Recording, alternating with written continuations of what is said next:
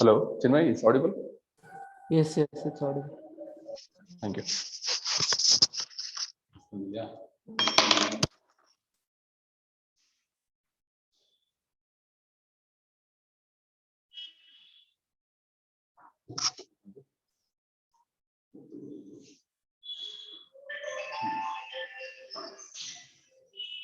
Hello.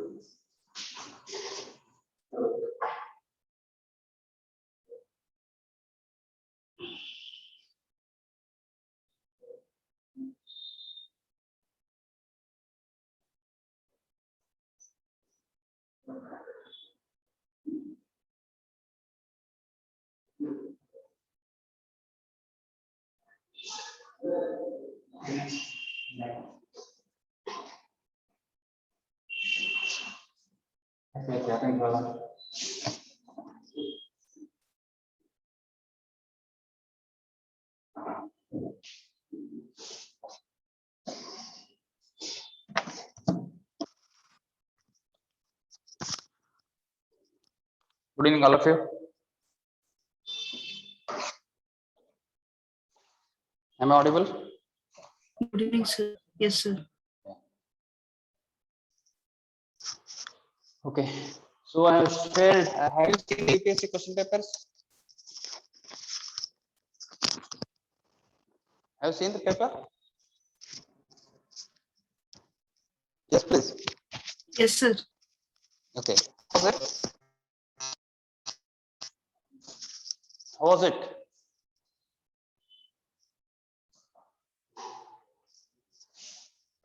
Should I share here? Polity, they have asked straightforward questions, sir, compared to other subjects. Okay. So no other person is there except Namrata? Or other people have not seen this paper?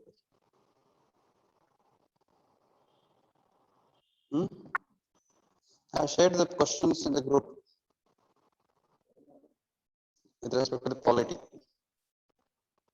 At least have you seen that? Let's be on the board. Let's take one by one.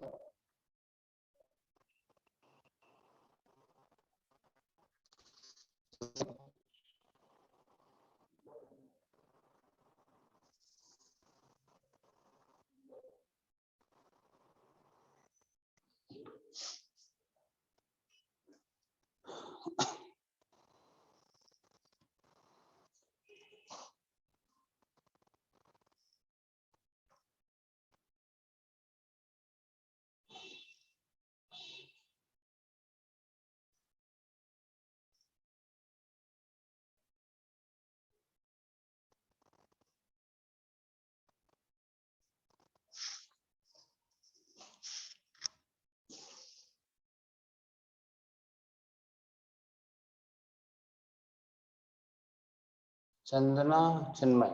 Okay. How about other people? Other people are not attending the classes or what? Have they attended, Namrata, have they attended the history class? Anybody other than you three people? Sir, Yamuna sister, sir.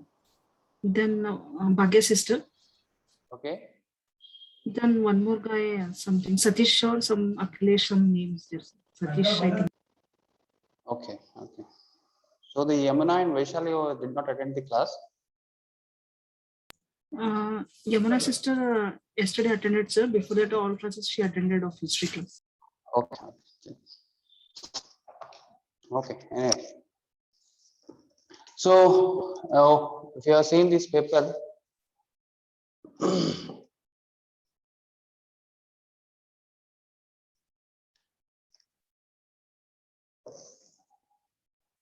okay, how to import all this. Okay, let me deal with it like this one.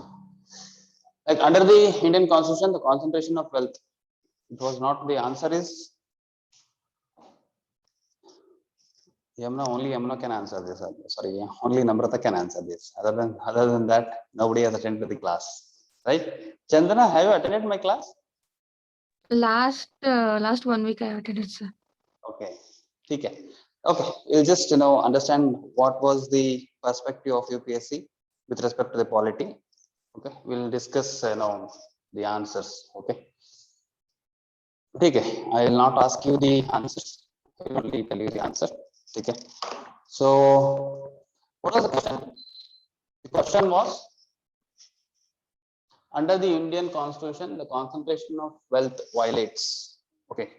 So this was direct. All the questions were direct.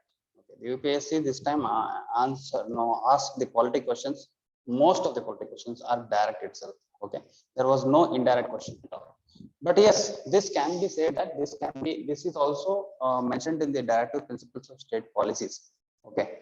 So as Article 39, if we go back to the Article 39, the Article 39 defines the state shall make the laws to reduce the concentration of wealth.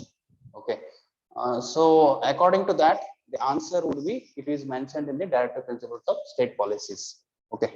So here in this question, this was a direct question because Article 39 has mentioned the concentration of wealth.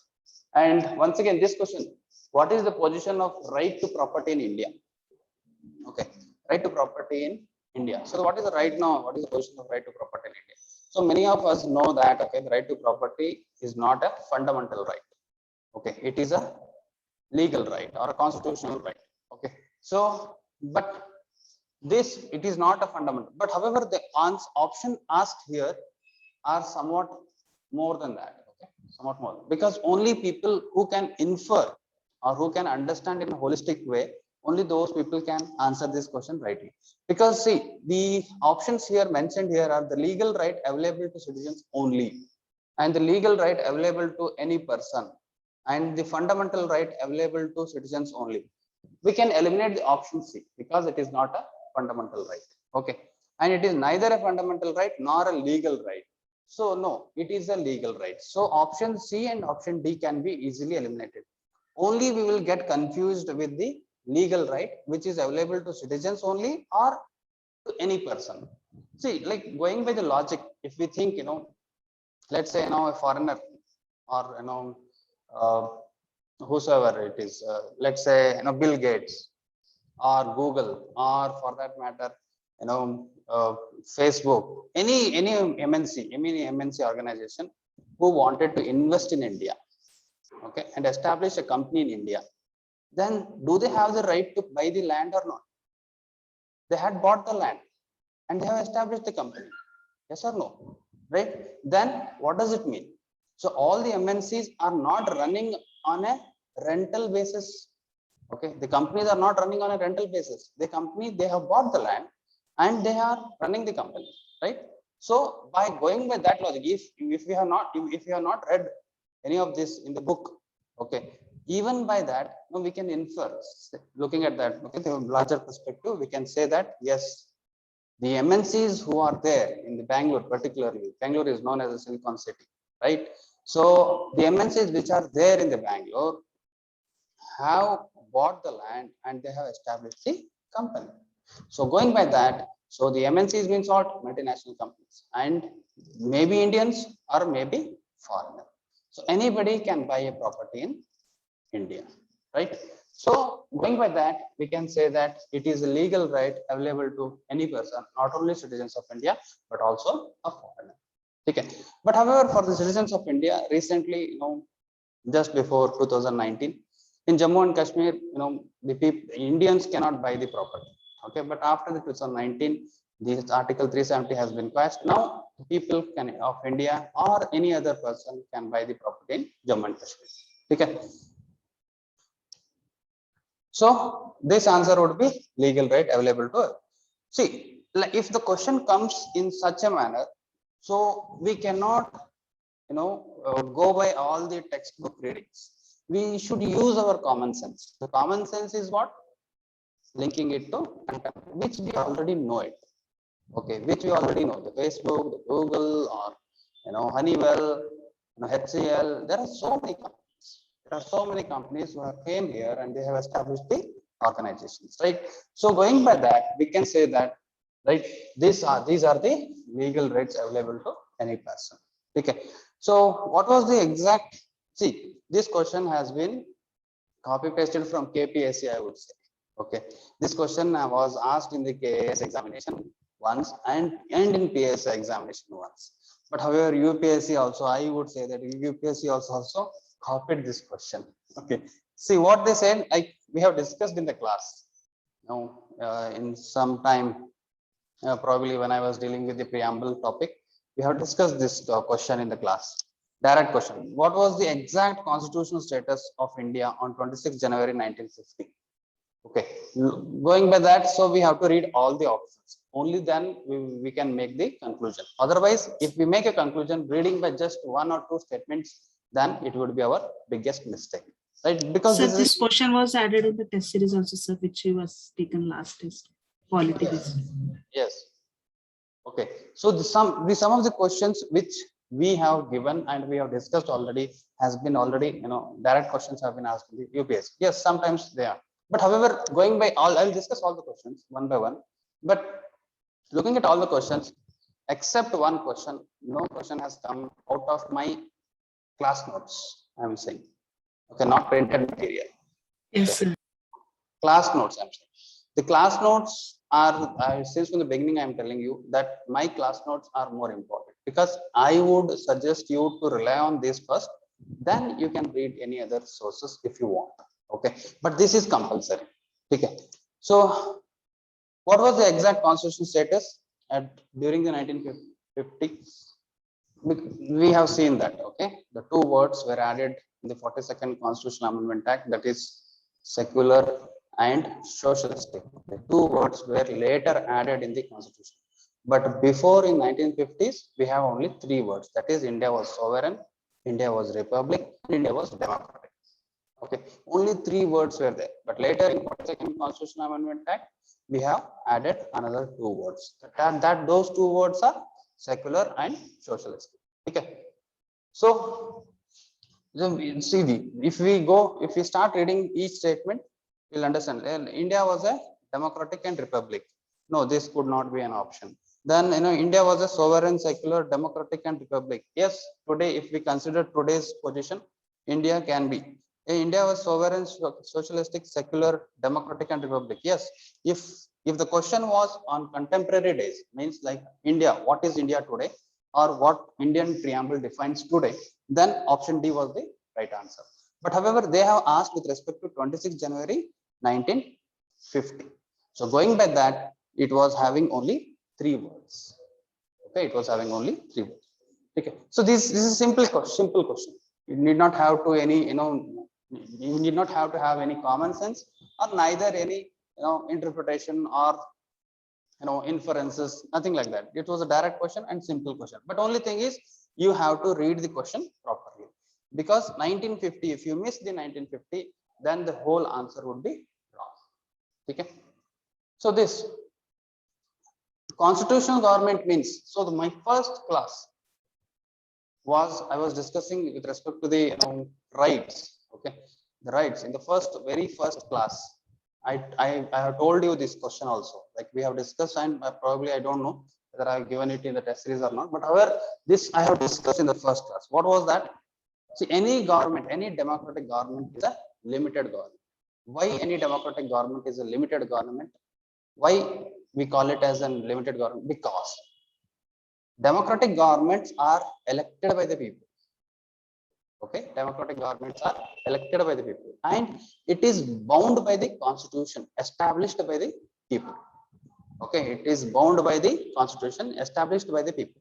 So they cannot, any government which is elected by the people and which is bound by the constitution cannot overrule the constitution or cannot cross the limitations of the constitution. So that is the reason we call it as a limited government. Any democratic government is called as a limited government because it is established on the basis of constitution, because it is run according to the constitution. What is constitution? When we are discussing the constitution, we have said that it is the supreme law of the land.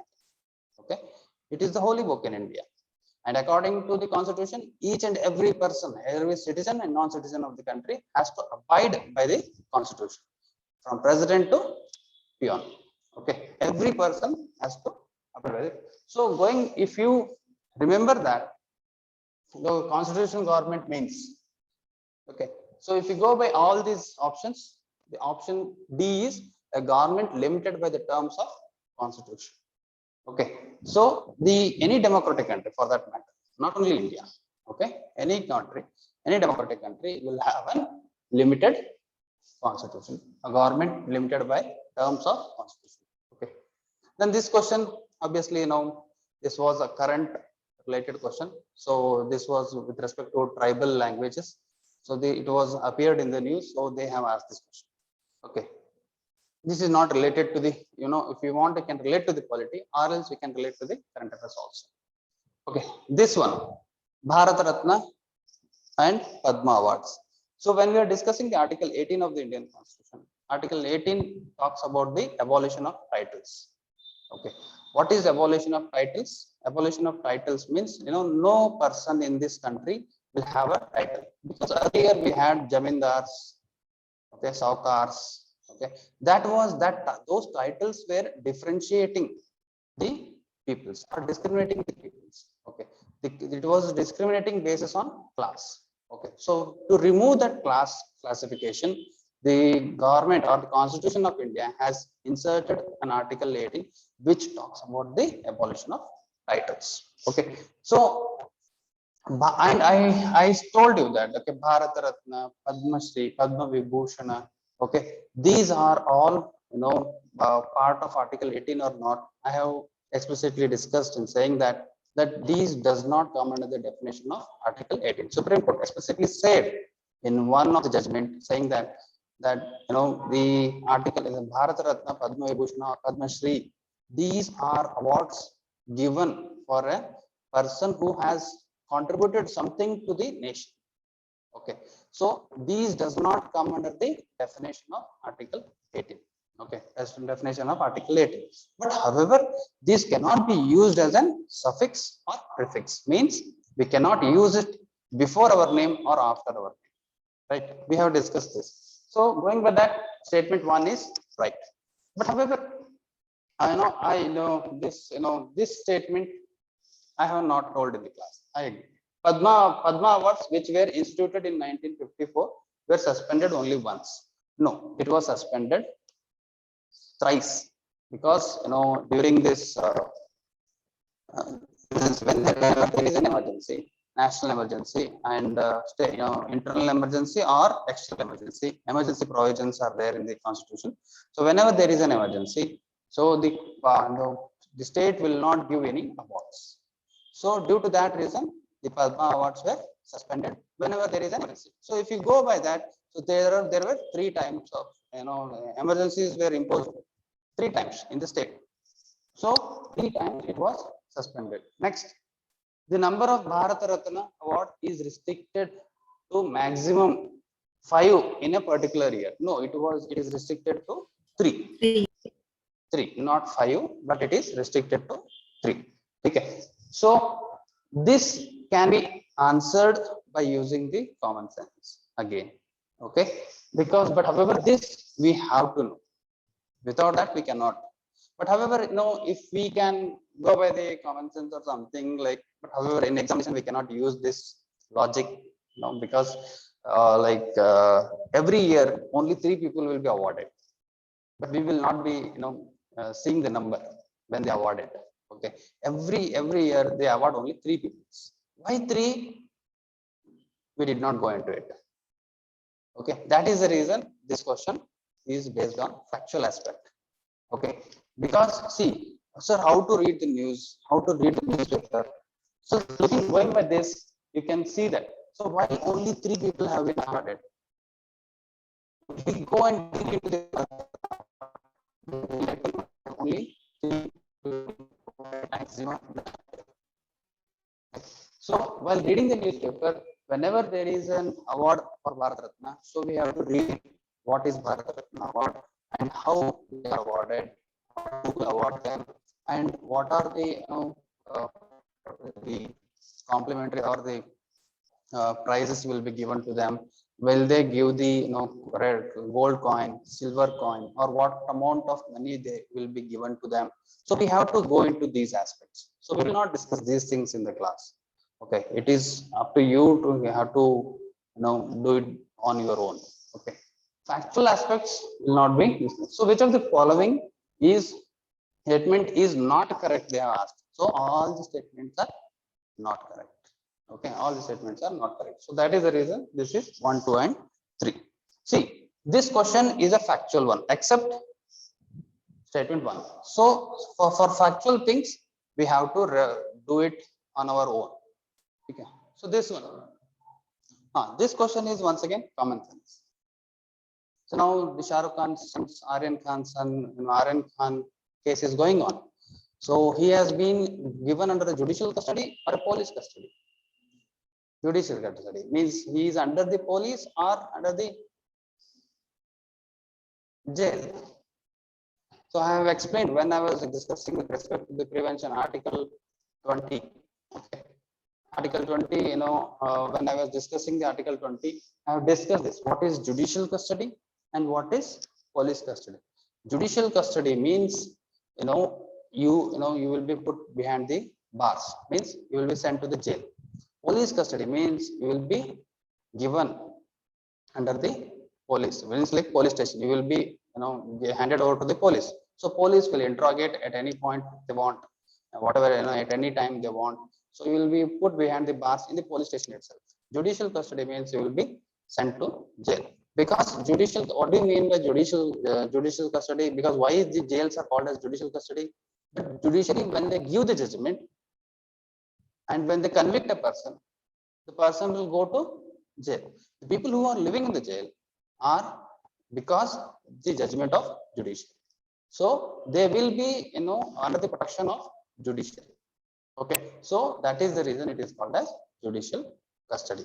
Okay, so judicial custody, what do you mean? See, look at this question. Judicial custody means an accused in the custody of a concerned magistrate, and such accused is locked up in the police station and not in the jail. So it is not the right statement, because it has to be vice versa. Like it has to be like in the jail and not the police station. Okay. Then during the judicial custody, the police officer in charge of the case is not allowed to interrogate the suspect without the approval of the court. Obviously, this is common sense again. Okay, if we go by the differences between the police station or police custody and judicial custody, obviously the police custody means police can interact or interrogate at any point of time.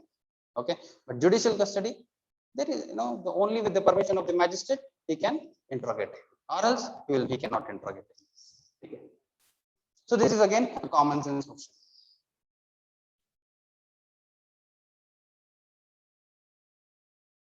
See this question. This is both 1 and 2 statements are right. Okay. So any retired judge of the Supreme Court, which of the following is with reference to Indian judiciary is correct.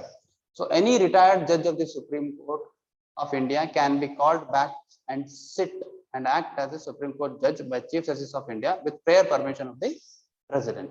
Means whenever there is a pile up in the case, okay, pile up means like when there is a huge number of cases and judiciary has to expeditely, resolve the cases. At that point of time, the Chief Justice of India has the power to call the retired judge of the Supreme Court to come and act as a judge of Supreme Court. But however, he cannot call unilaterally. He has to call with the prior permission of the President, because the President is the appointing authority of the judges, right? The President is the appointing authority of the judges. Then a High Court in India has the power to review its own judgment, okay, as the Supreme Court does.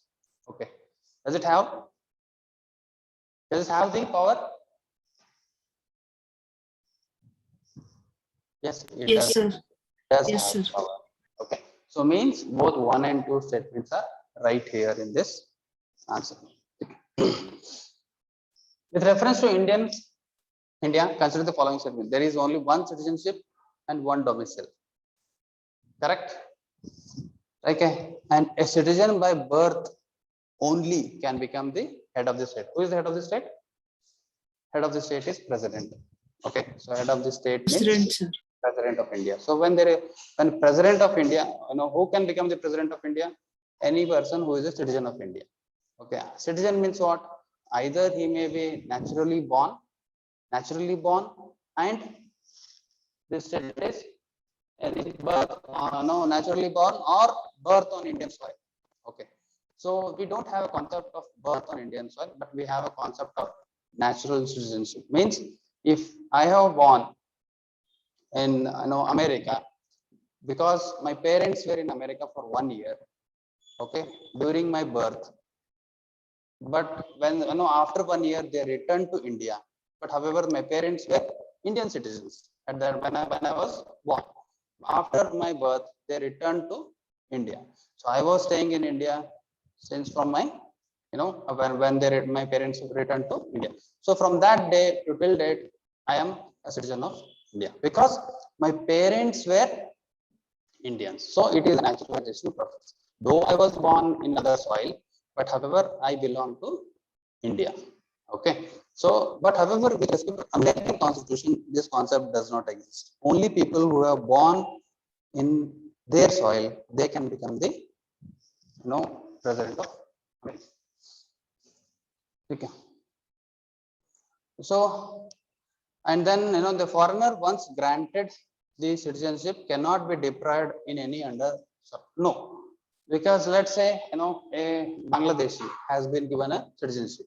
Okay, recently by amending the constitution, we have given the citizenship to Bangladesh, Pakistan, and then Afghanistan. Okay, the people who have come from these 3 countries who belong to religions of Hindu, other than Muslim. Okay, other than Muslim, who belong to the religion of Hindu, Parsi, Christian, Buddhist, Sikh. Okay, so these people have been given the citizenship, right? So, but if they violate any of the laws and if they threaten the integrity of the nation, then definitely the central government or the government has the power to deprive them of citizenship. Okay, so this statement does not hold good. But however, a person who has born in India and who has been an Indian, whose parents are been Indian, whose ancestors are been Indian, so those persons' citizenship cannot be taken away. But however, for a foreigner, yes, we can take the citizenship. Okay, understood? So the thin line difference: people who are born means my citizenship cannot be taken away by the central government or by the state. State government does not have any power, but central government. Okay, but foreigners, yes. So going by this statement only, the statement 1 is right. Which one of the following factor constitute the best safeguards of liberty in democracy? Okay, so once again when we were in the very first class, okay, when we were discussing about the rights, democracy, constitution, all these factors we have discussed. So once again here also which one of the following, I asked you to read, two books of NCERT. That is, one book is Constitution at Work and one more is Political Theory. Okay, two books you must read. Okay, so if you read these two books, all the questions can be answered. Okay, Constitution at Work and Political Theory. Okay, in my very first class, I generally recommend you to read that. Okay. Which one of the following factors best describes the liberty or liberal democracy? That is separation of power. Okay, because see here also a committed judiciary cannot be an answer, because committed judiciary, it was there during the the Indira Gandhi's time. It was criticized during the Indira Gandhi's time that committed judiciary means judiciary is committed to the government, or judiciary is committed to certain authorities. Okay, so separation of powers, obviously not. Centralization of powers means only one organization or one authority will be having the powers. So liberty can be safeguarded? No, because if we give the power to military people, only one organization, do they respect our liberty? No, they do not. And we have discussed, we have seen the USSR, that is Soviet Union. Okay, the disintegration of the Soviet Union, that is USSR, has been disintegrated in 1989. Means after 1989, the Soviet Union disintegrates, and then it becomes Russia, Uzbekistan, Kazakhstan. All the people have disintegrated and they became an independent state. What was the reason for disintegration of the USSR, that is Soviet Union? One of the reason is centralization of powers, and the people at the provincial or the people at the lower level did not have much power.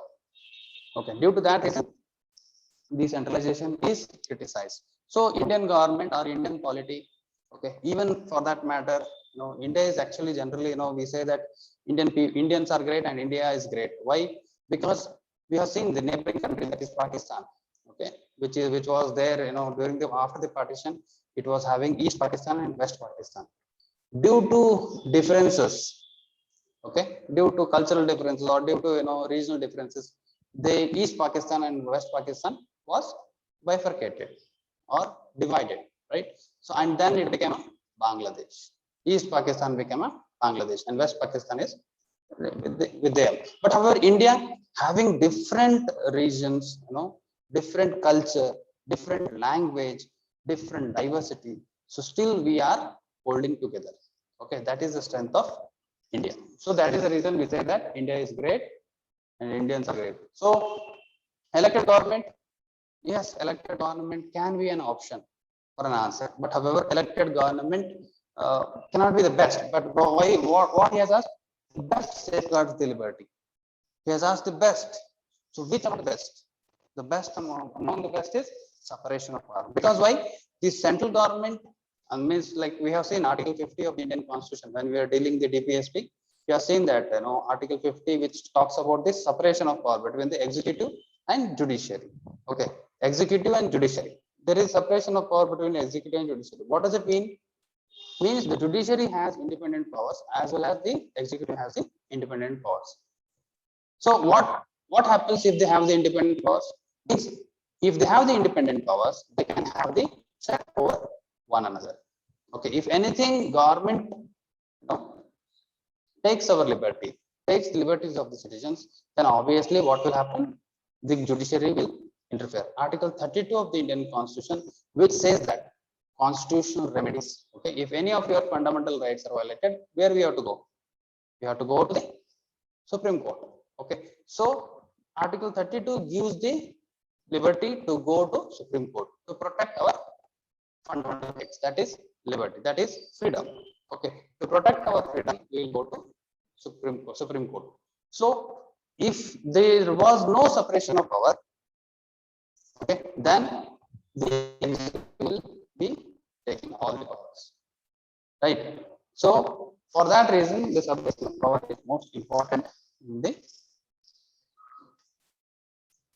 democratic government. Okay. The next question. Yes, see this statement again. This is again common sense question. We adopt the parliamentary democracy based on the British model. Okay, but how does our model differ from that of British model?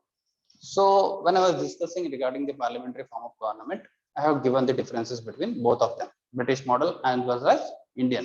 Okay.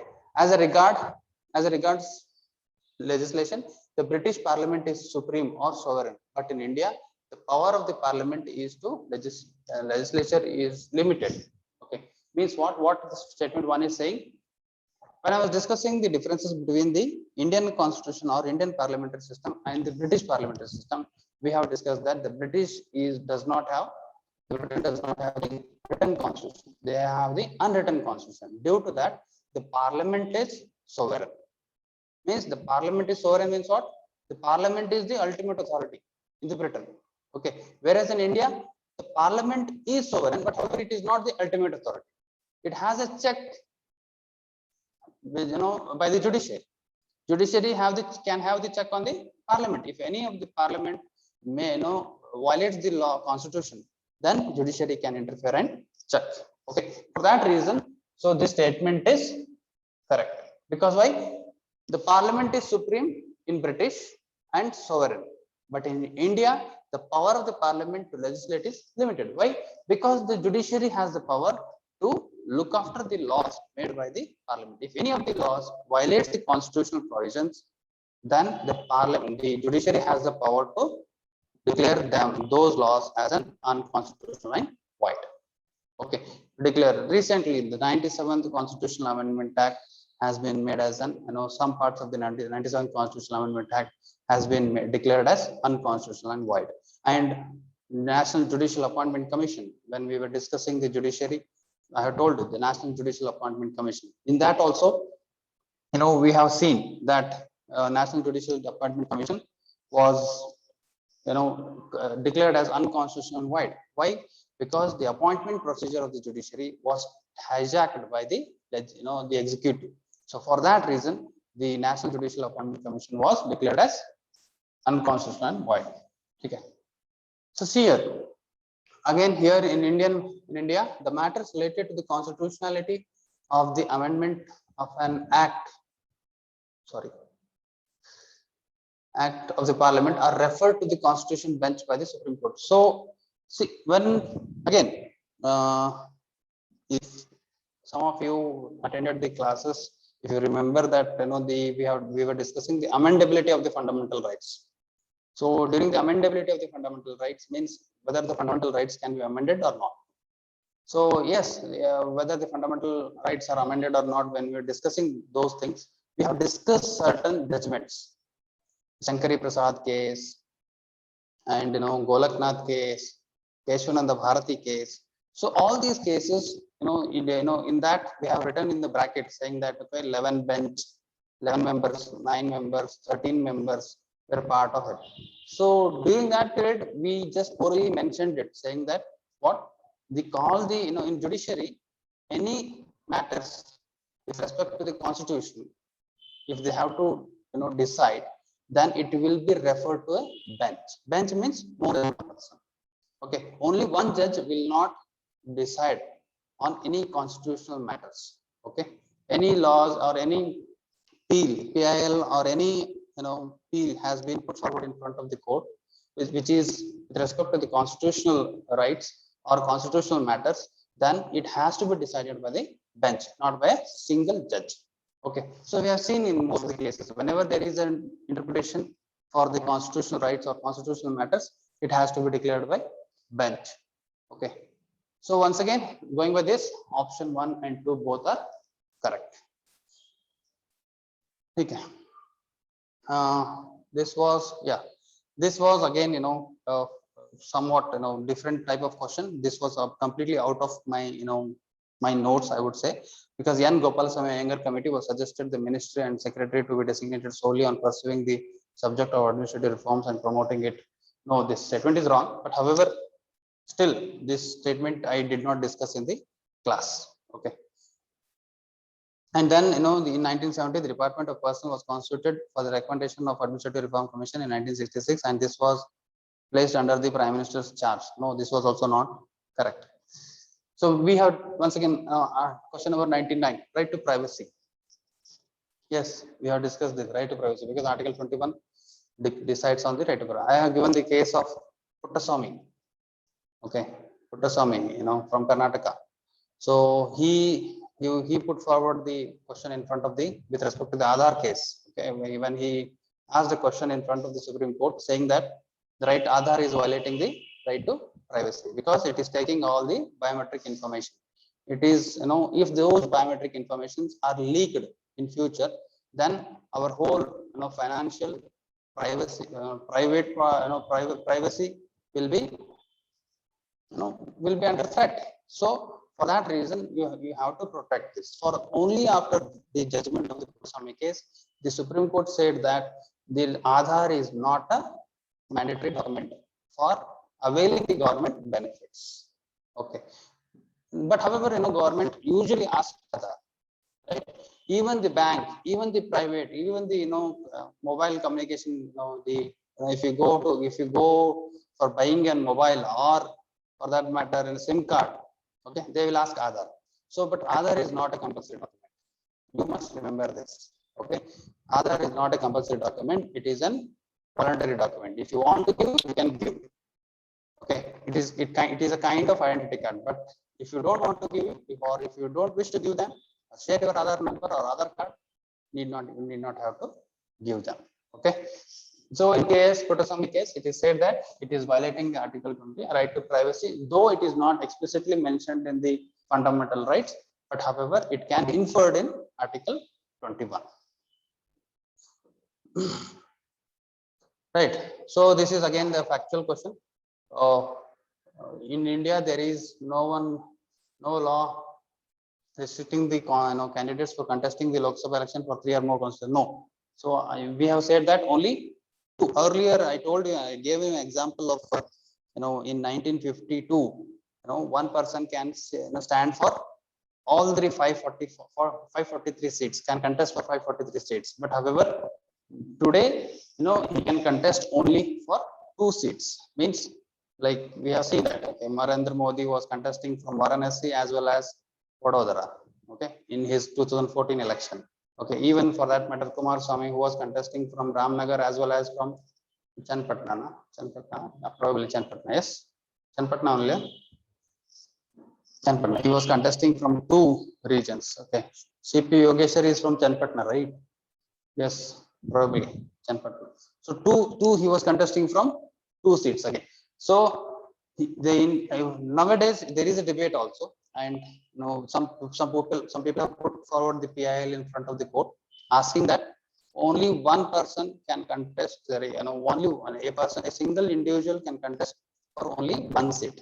So it has to be discontinued for contesting 2 seats. Okay, it has to be discontinued. But however, I don't know Supreme Court, whether it gives the judgment on this or not.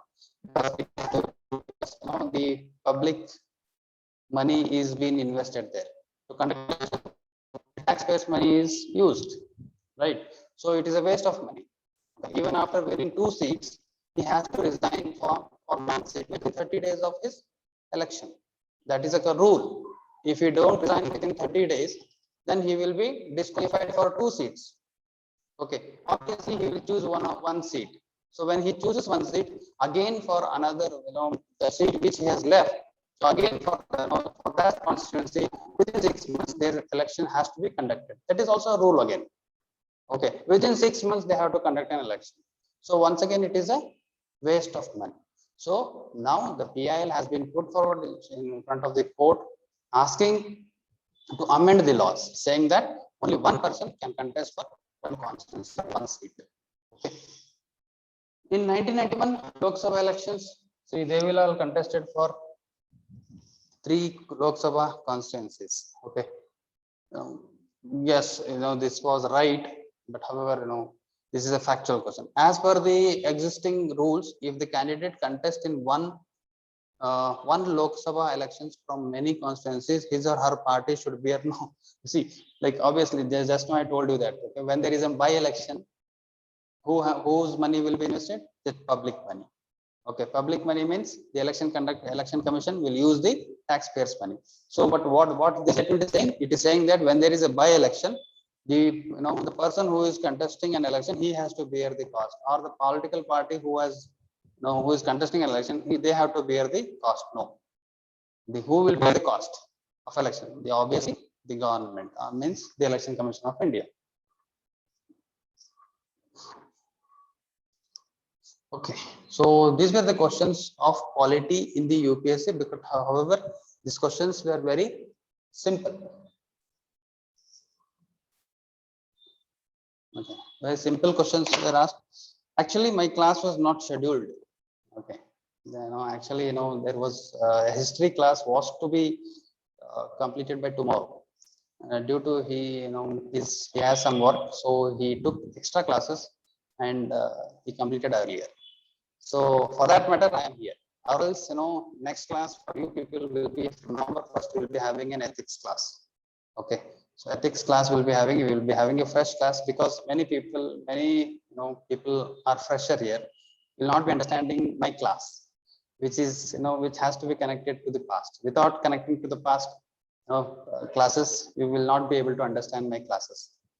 So, but however, I have to engage the class, so I came here. Otherwise, there would be having 2 to 3 days we have to give the holidays. So, and I have not met you people from long time, since from last 1 month. Probably I finished my last class on 29th of August, I guess, or 29th of August or September. Yes, September, I guess. So 29th of September I have finished, and now I am coming. So that reason I'm here again. Okay, but however, Namrata is there and Chandana is there. Okay, Chinmay and Sri are both are new, and the rest of the people, I don't know why they are not attending the class. I just got to know that they are not attending the class. I will interact them. I will check with them. But let me know, like, how is your classes are going on? Like, have you understood the history part? Okay, history, world history part, and after the classes, what you all are doing? Are you reading the previous year question papers? How it's going? After completing the classes, are you just solving the previous year question papers or not? Or are you asking the questions in the class with respect to, if you have any doubts with respect to the class? Because we have started the world history is only for mains, not for prelims. Okay, so you have to write an answer, or you have to see the previous year question papers and solve the questions. If you get any doubt after the class, so you should ask this sir, that sir, this question was asked in the examination, so how I should answer. This should be done. Since from the first class I am telling you. Okay, you have to ask the questions to the faculty. Okay, so what you have to do soon after the completion of the each topic, you have to go to the previous year question papers, check the questions what they have asked. Okay, if they have asked the proper like any difficult questions which has not been dealt with the faculty, then you can put a question to the faculty, or you can ping a message to the faculty saying that sir, this question was asked in the examination, but however I don't see any of the discussions regarding this, so please kindly throw a light on this question. Okay, generally, obviously, in the next class or in special discussions, so he will ask you to come and he will ask you to connect to him wherever he is, so he will discuss such questions. Okay, so have you done this for history online, particularly Chandana and Namrata, Chinmay?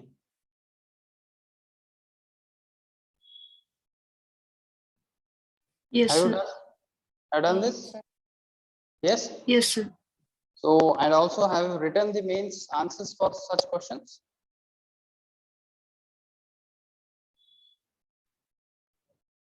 No, right? No. Please write it, and he is there in the group, so you can send him your answer scripts, and he will check and he will give it to you. Okay, so please do that. So if you don't do that, it will be a waste of class. Okay, so you will take down all the notes, you will you will have the good material with you, but however having the good material on the paper doesn't clear this examination. Having the good material here will clear the examination, and having the material will also will not suffice to clear this examination. So how to use that good material and effectively, how effectively I can use that good material to to present my answer in a best way. That is important. Okay, so kindly I request all of you to do have a practice of such. Okay, if you don't have such practice, then definitely I'm saying, so whatever you study you will forget. Obviously, public memory and citizens memory or an individual's memory is short. We won't be remembering what we have studied in the first standard and second standard. Do you remember? No, we don't. What we have studied in degree, do you remember? No, we don't. So please, I request you to follow this pattern. Whenever there is an end of the class, you have to solve the questions which is related to prelims. If the topic is related to mains, then you have to connect it to the mains. If the topic is related to the prelims, you have to solve the prelims questions. Okay, depending upon the topic, you have the syllabus, right? You have all the syllabus copy. Please do have the syllabus copy. I have told you to paste it on your wall. Okay, paste it on the wall. See on daily basis. See on daily basis, so that the it should internalize, or it should be like you must digest the UPSC syllabus first. So only then you will be able to know what to read and what not to read. Okay, otherwise you will not be in the right way or right direction. Okay, because I thought I would discuss few of the topics. I would continue few of the topics, but I don't see any of the people are there in the group. Okay, ಯಾರು ಬಂದಿದ್ದಾರೆ ಈಗ? Monika, Namrata, Gautami. Where is Chinmay? He went, he left.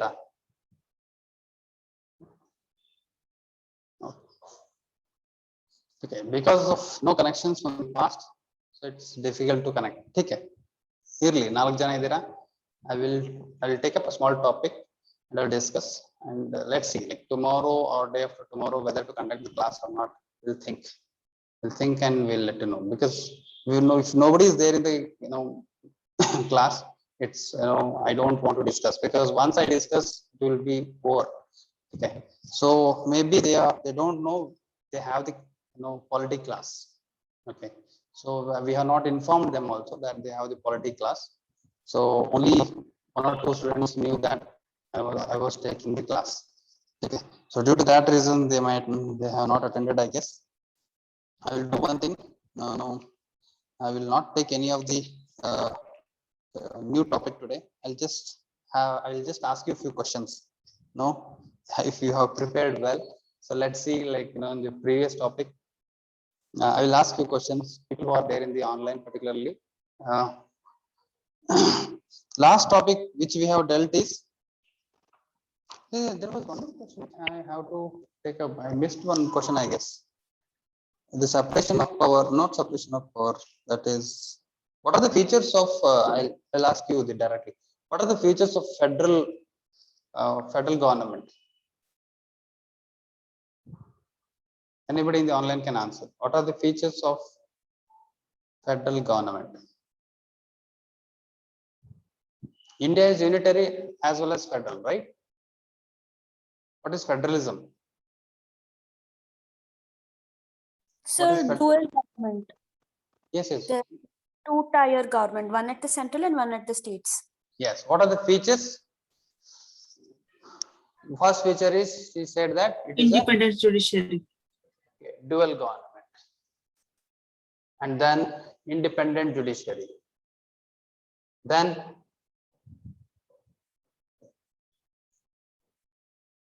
Bicameralism. okay, bicameralism. Then Single citizenship. single citizenship. Dual citizenship. No, I am talking with respect to India.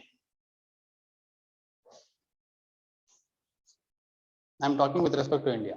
Yes, dual citizenship is right, but however, I'm talking with respect to India. Dual government, independent judiciary, bicameralism. Then important point you are missing. Appointment of governor. No, appointment of government. What do you mean by appointment of government? Governor. See, like what I am asking. Rigidity of constitution. What I'm asking regarding the, sorry,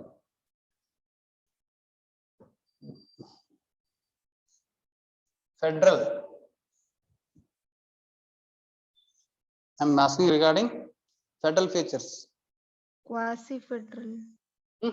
Henry? Quasi-federal due to its unitary bias. Quasi-federal unitary bias. No, I'm asking the federal features only.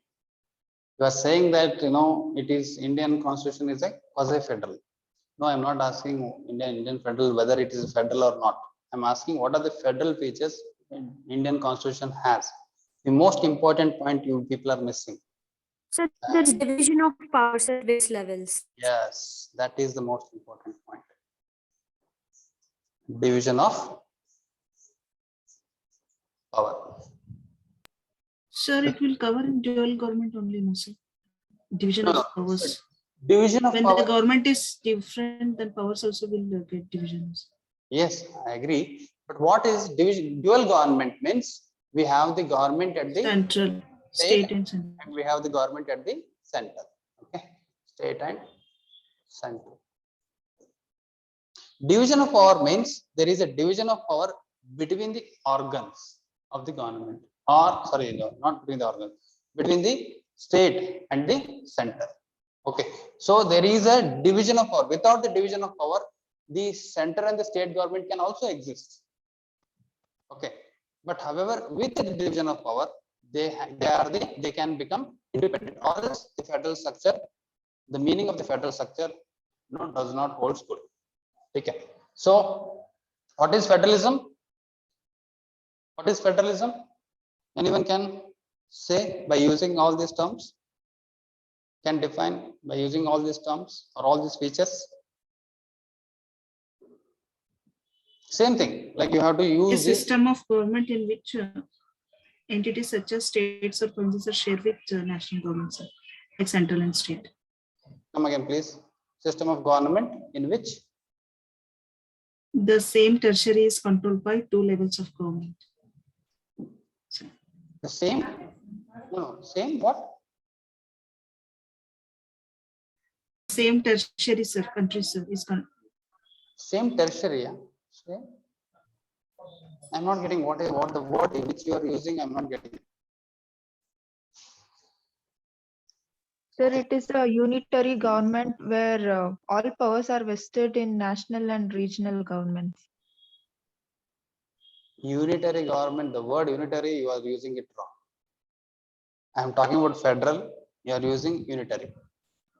No, I'm talking about a federal government. a system of government in which the power is divided between the national government and other governmental units.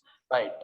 So it is a system of government in which the powers is divided between the central as well as the state government or other provincial governments. Okay. So our forefathers, that is constitutional makers, the Constituent Assembly, while framing the Constitution of India, they did think about the federalism. Because why? Because they have seen the experiences of partition. The partition was happened due to the religious aspect. Okay, the religious conflict. The Hindu Muslim, the Muslim people wanted to have a separate state. Okay, due to that reason, we had a partition, the partition of India and Pakistan. Okay, this was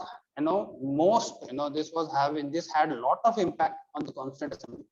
The Constituent Assembly is the one who prepared the Constitution of India.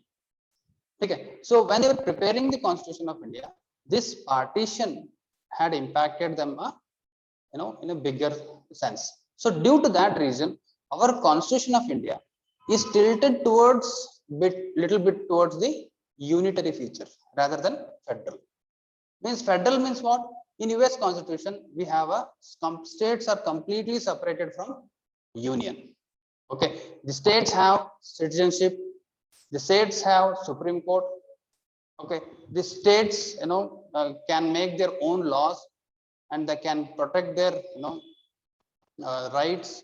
Okay, so the powers of union are completely separate and the powers of states are completely separate in USA. But however, in our case, it is not like that. Why? Because the constitutional makers, were threatened or internally, they shook by the partition. Okay, the partition which happened in the 1947.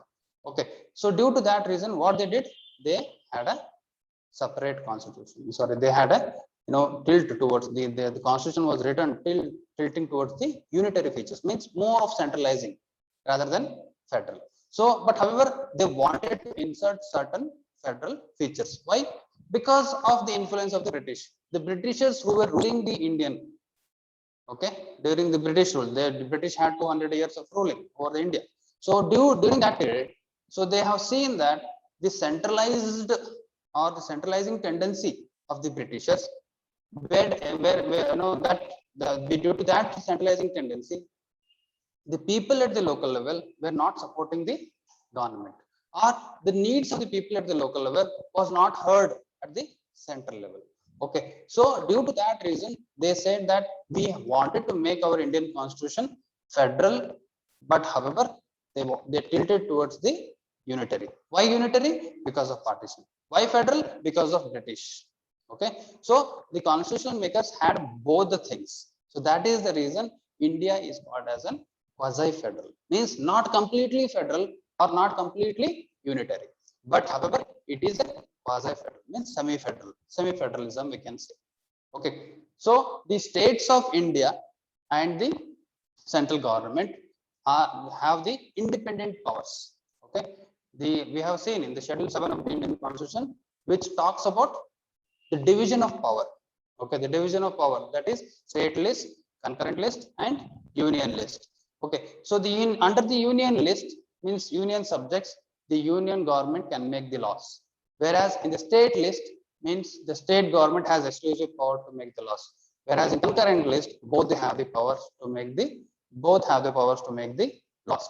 Okay, so from that perspective, we can understand saying that what India is federal by looking at the state list, but whereas if we see at the concurrent list, India is unitary, or India is quasi-federal, we can say. Why? On concurrent list, both can make the laws, means the central government can also make the laws, and also the state government can also make the laws. When both make the laws, the central law will prevail over the state law, means the central law will be existing, whereas the state law will be quashed.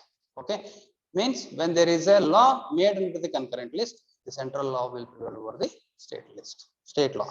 Okay, so due to that reason, we say that India is an quasi-federal or semi-federal. So obviously, whenever if you become an officer tomorrow, so whenever you are handling the cases, okay, you will be influenced by the environment surrounding you. Okay, in which environment you were living, so you will be influenced by them. Okay, so it is not that you will be neutral, completely 100% neutral. 100% concept, civil service, the concept, there is a concept called civil service neutrality. Okay, the concept of civil service neutrality is a myth. Means civil service is a person who is a civil servant, who is a DC or an AC or a Tahsildar, who is helped, serving the society, he cannot be neutral. Okay, why? Because he has been developed under certain culture. He has been living, people, for example, for that matter, if we take an example of our individual level, so a person who is living in an residential school since from the birth, and a person who is living in a family environment since from the birth, okay, there is a difference between those two people behavior. Yes or no? Right? So why? Because though they are living under the same air or same earth and same on the same soil, but however, they are influenced differently by the environment, right? So because of that only, the civil service neutrality, that is, the civil servant cannot be neutral. Why? Because of his who has been grown or brought up under different circumstances, and when he is serving at the local level, a person who is serving the Kalburgi district, a person who is serving the Bangalore district, will be influenced by his surrounding. Okay, according to that only he can take the decisions. Okay, so obviously from looking at this, our constitutional makers are also influenced by the incident which has happened, during the independence, that is partition. So due to that reason, they made India as an quasi-federal. Otherwise, they would have thought about completely federalism, okay, or complete federalism. They would have given the more powers to the states. Why they have not given? Because they had a fear that tomorrow they may disintegrate. Tomorrow they may, some states may demand for complete separation, as the Pakistan has demanded. Tomorrow, the people of, let's say, there are other minority communities also. Sikh is there, Parsi is there, or the Buddha, Jainism. So people may group together and they demand for separate, state. So that is the reason they did not wanted to give more power to the states when it comes to integration of the nation, or integrity of the nation, or sovereignty of the nation. Okay, so for that reason, they made it, intentionally quasi-judicial, or quasi-federal or semi-federal. Okay. Yes, this was the I was just revising the previous class, so I just gave an insight.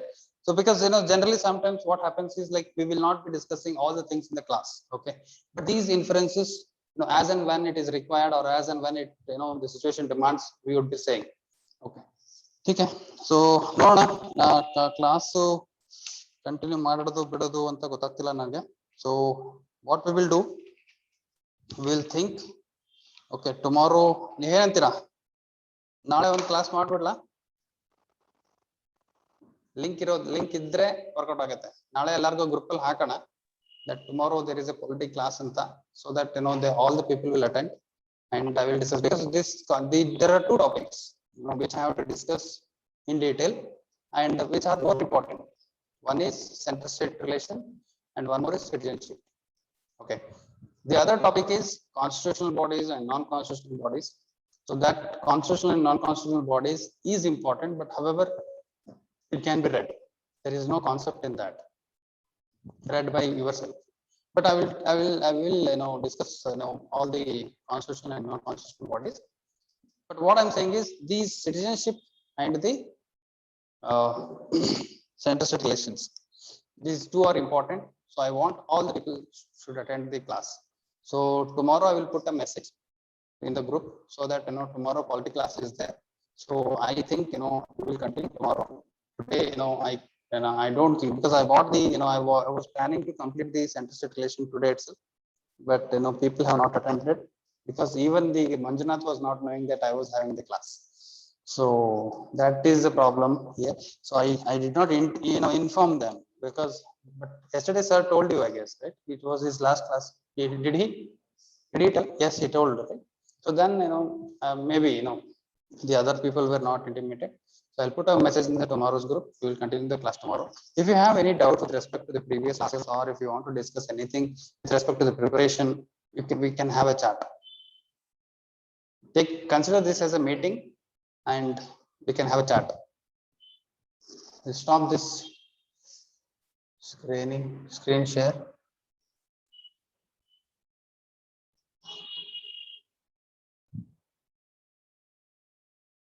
Okay, Zoom cannot be minimized.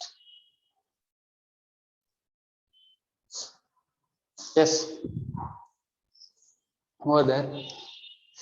Sri, if you want, you can go. I will discuss with these people. Okay.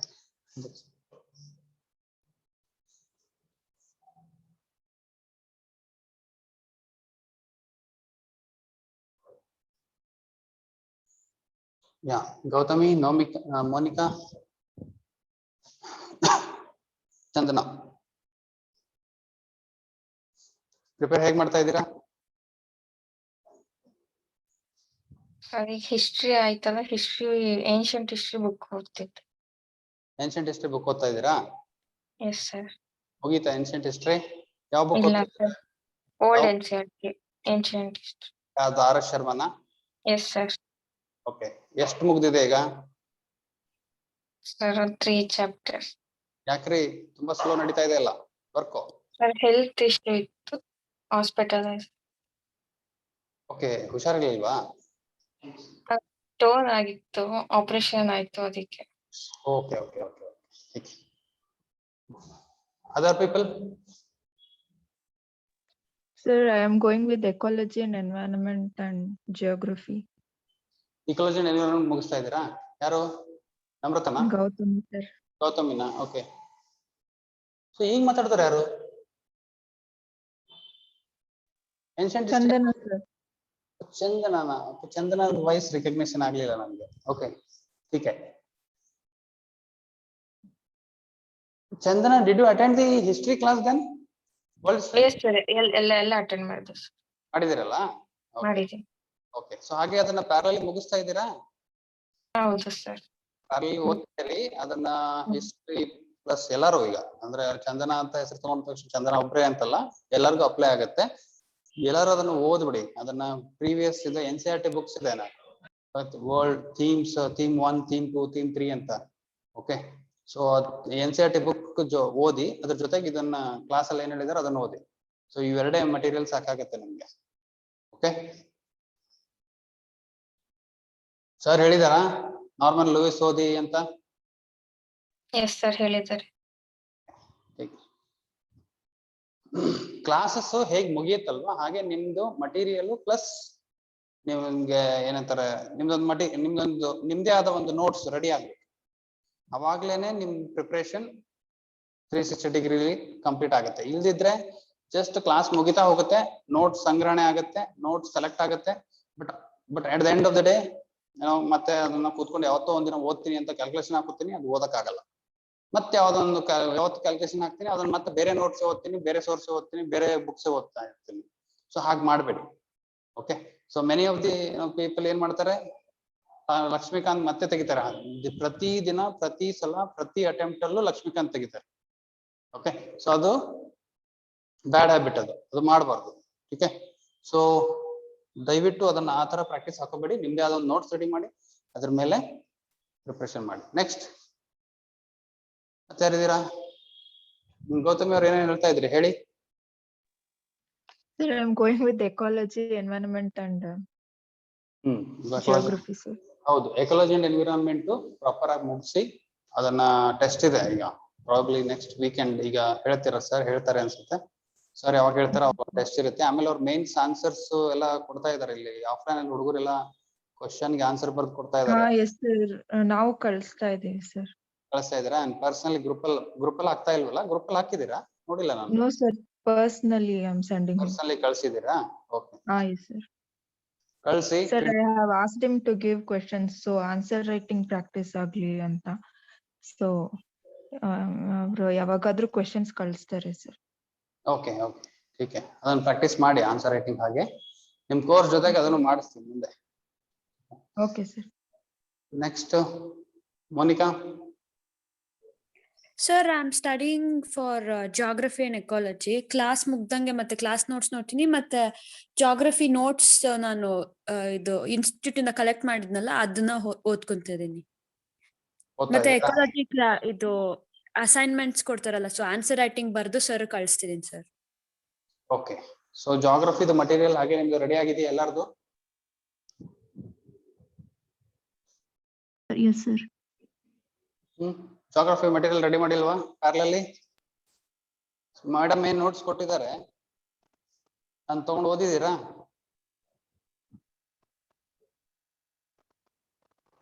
Yes sir, class notes we are following. Class notes we are following.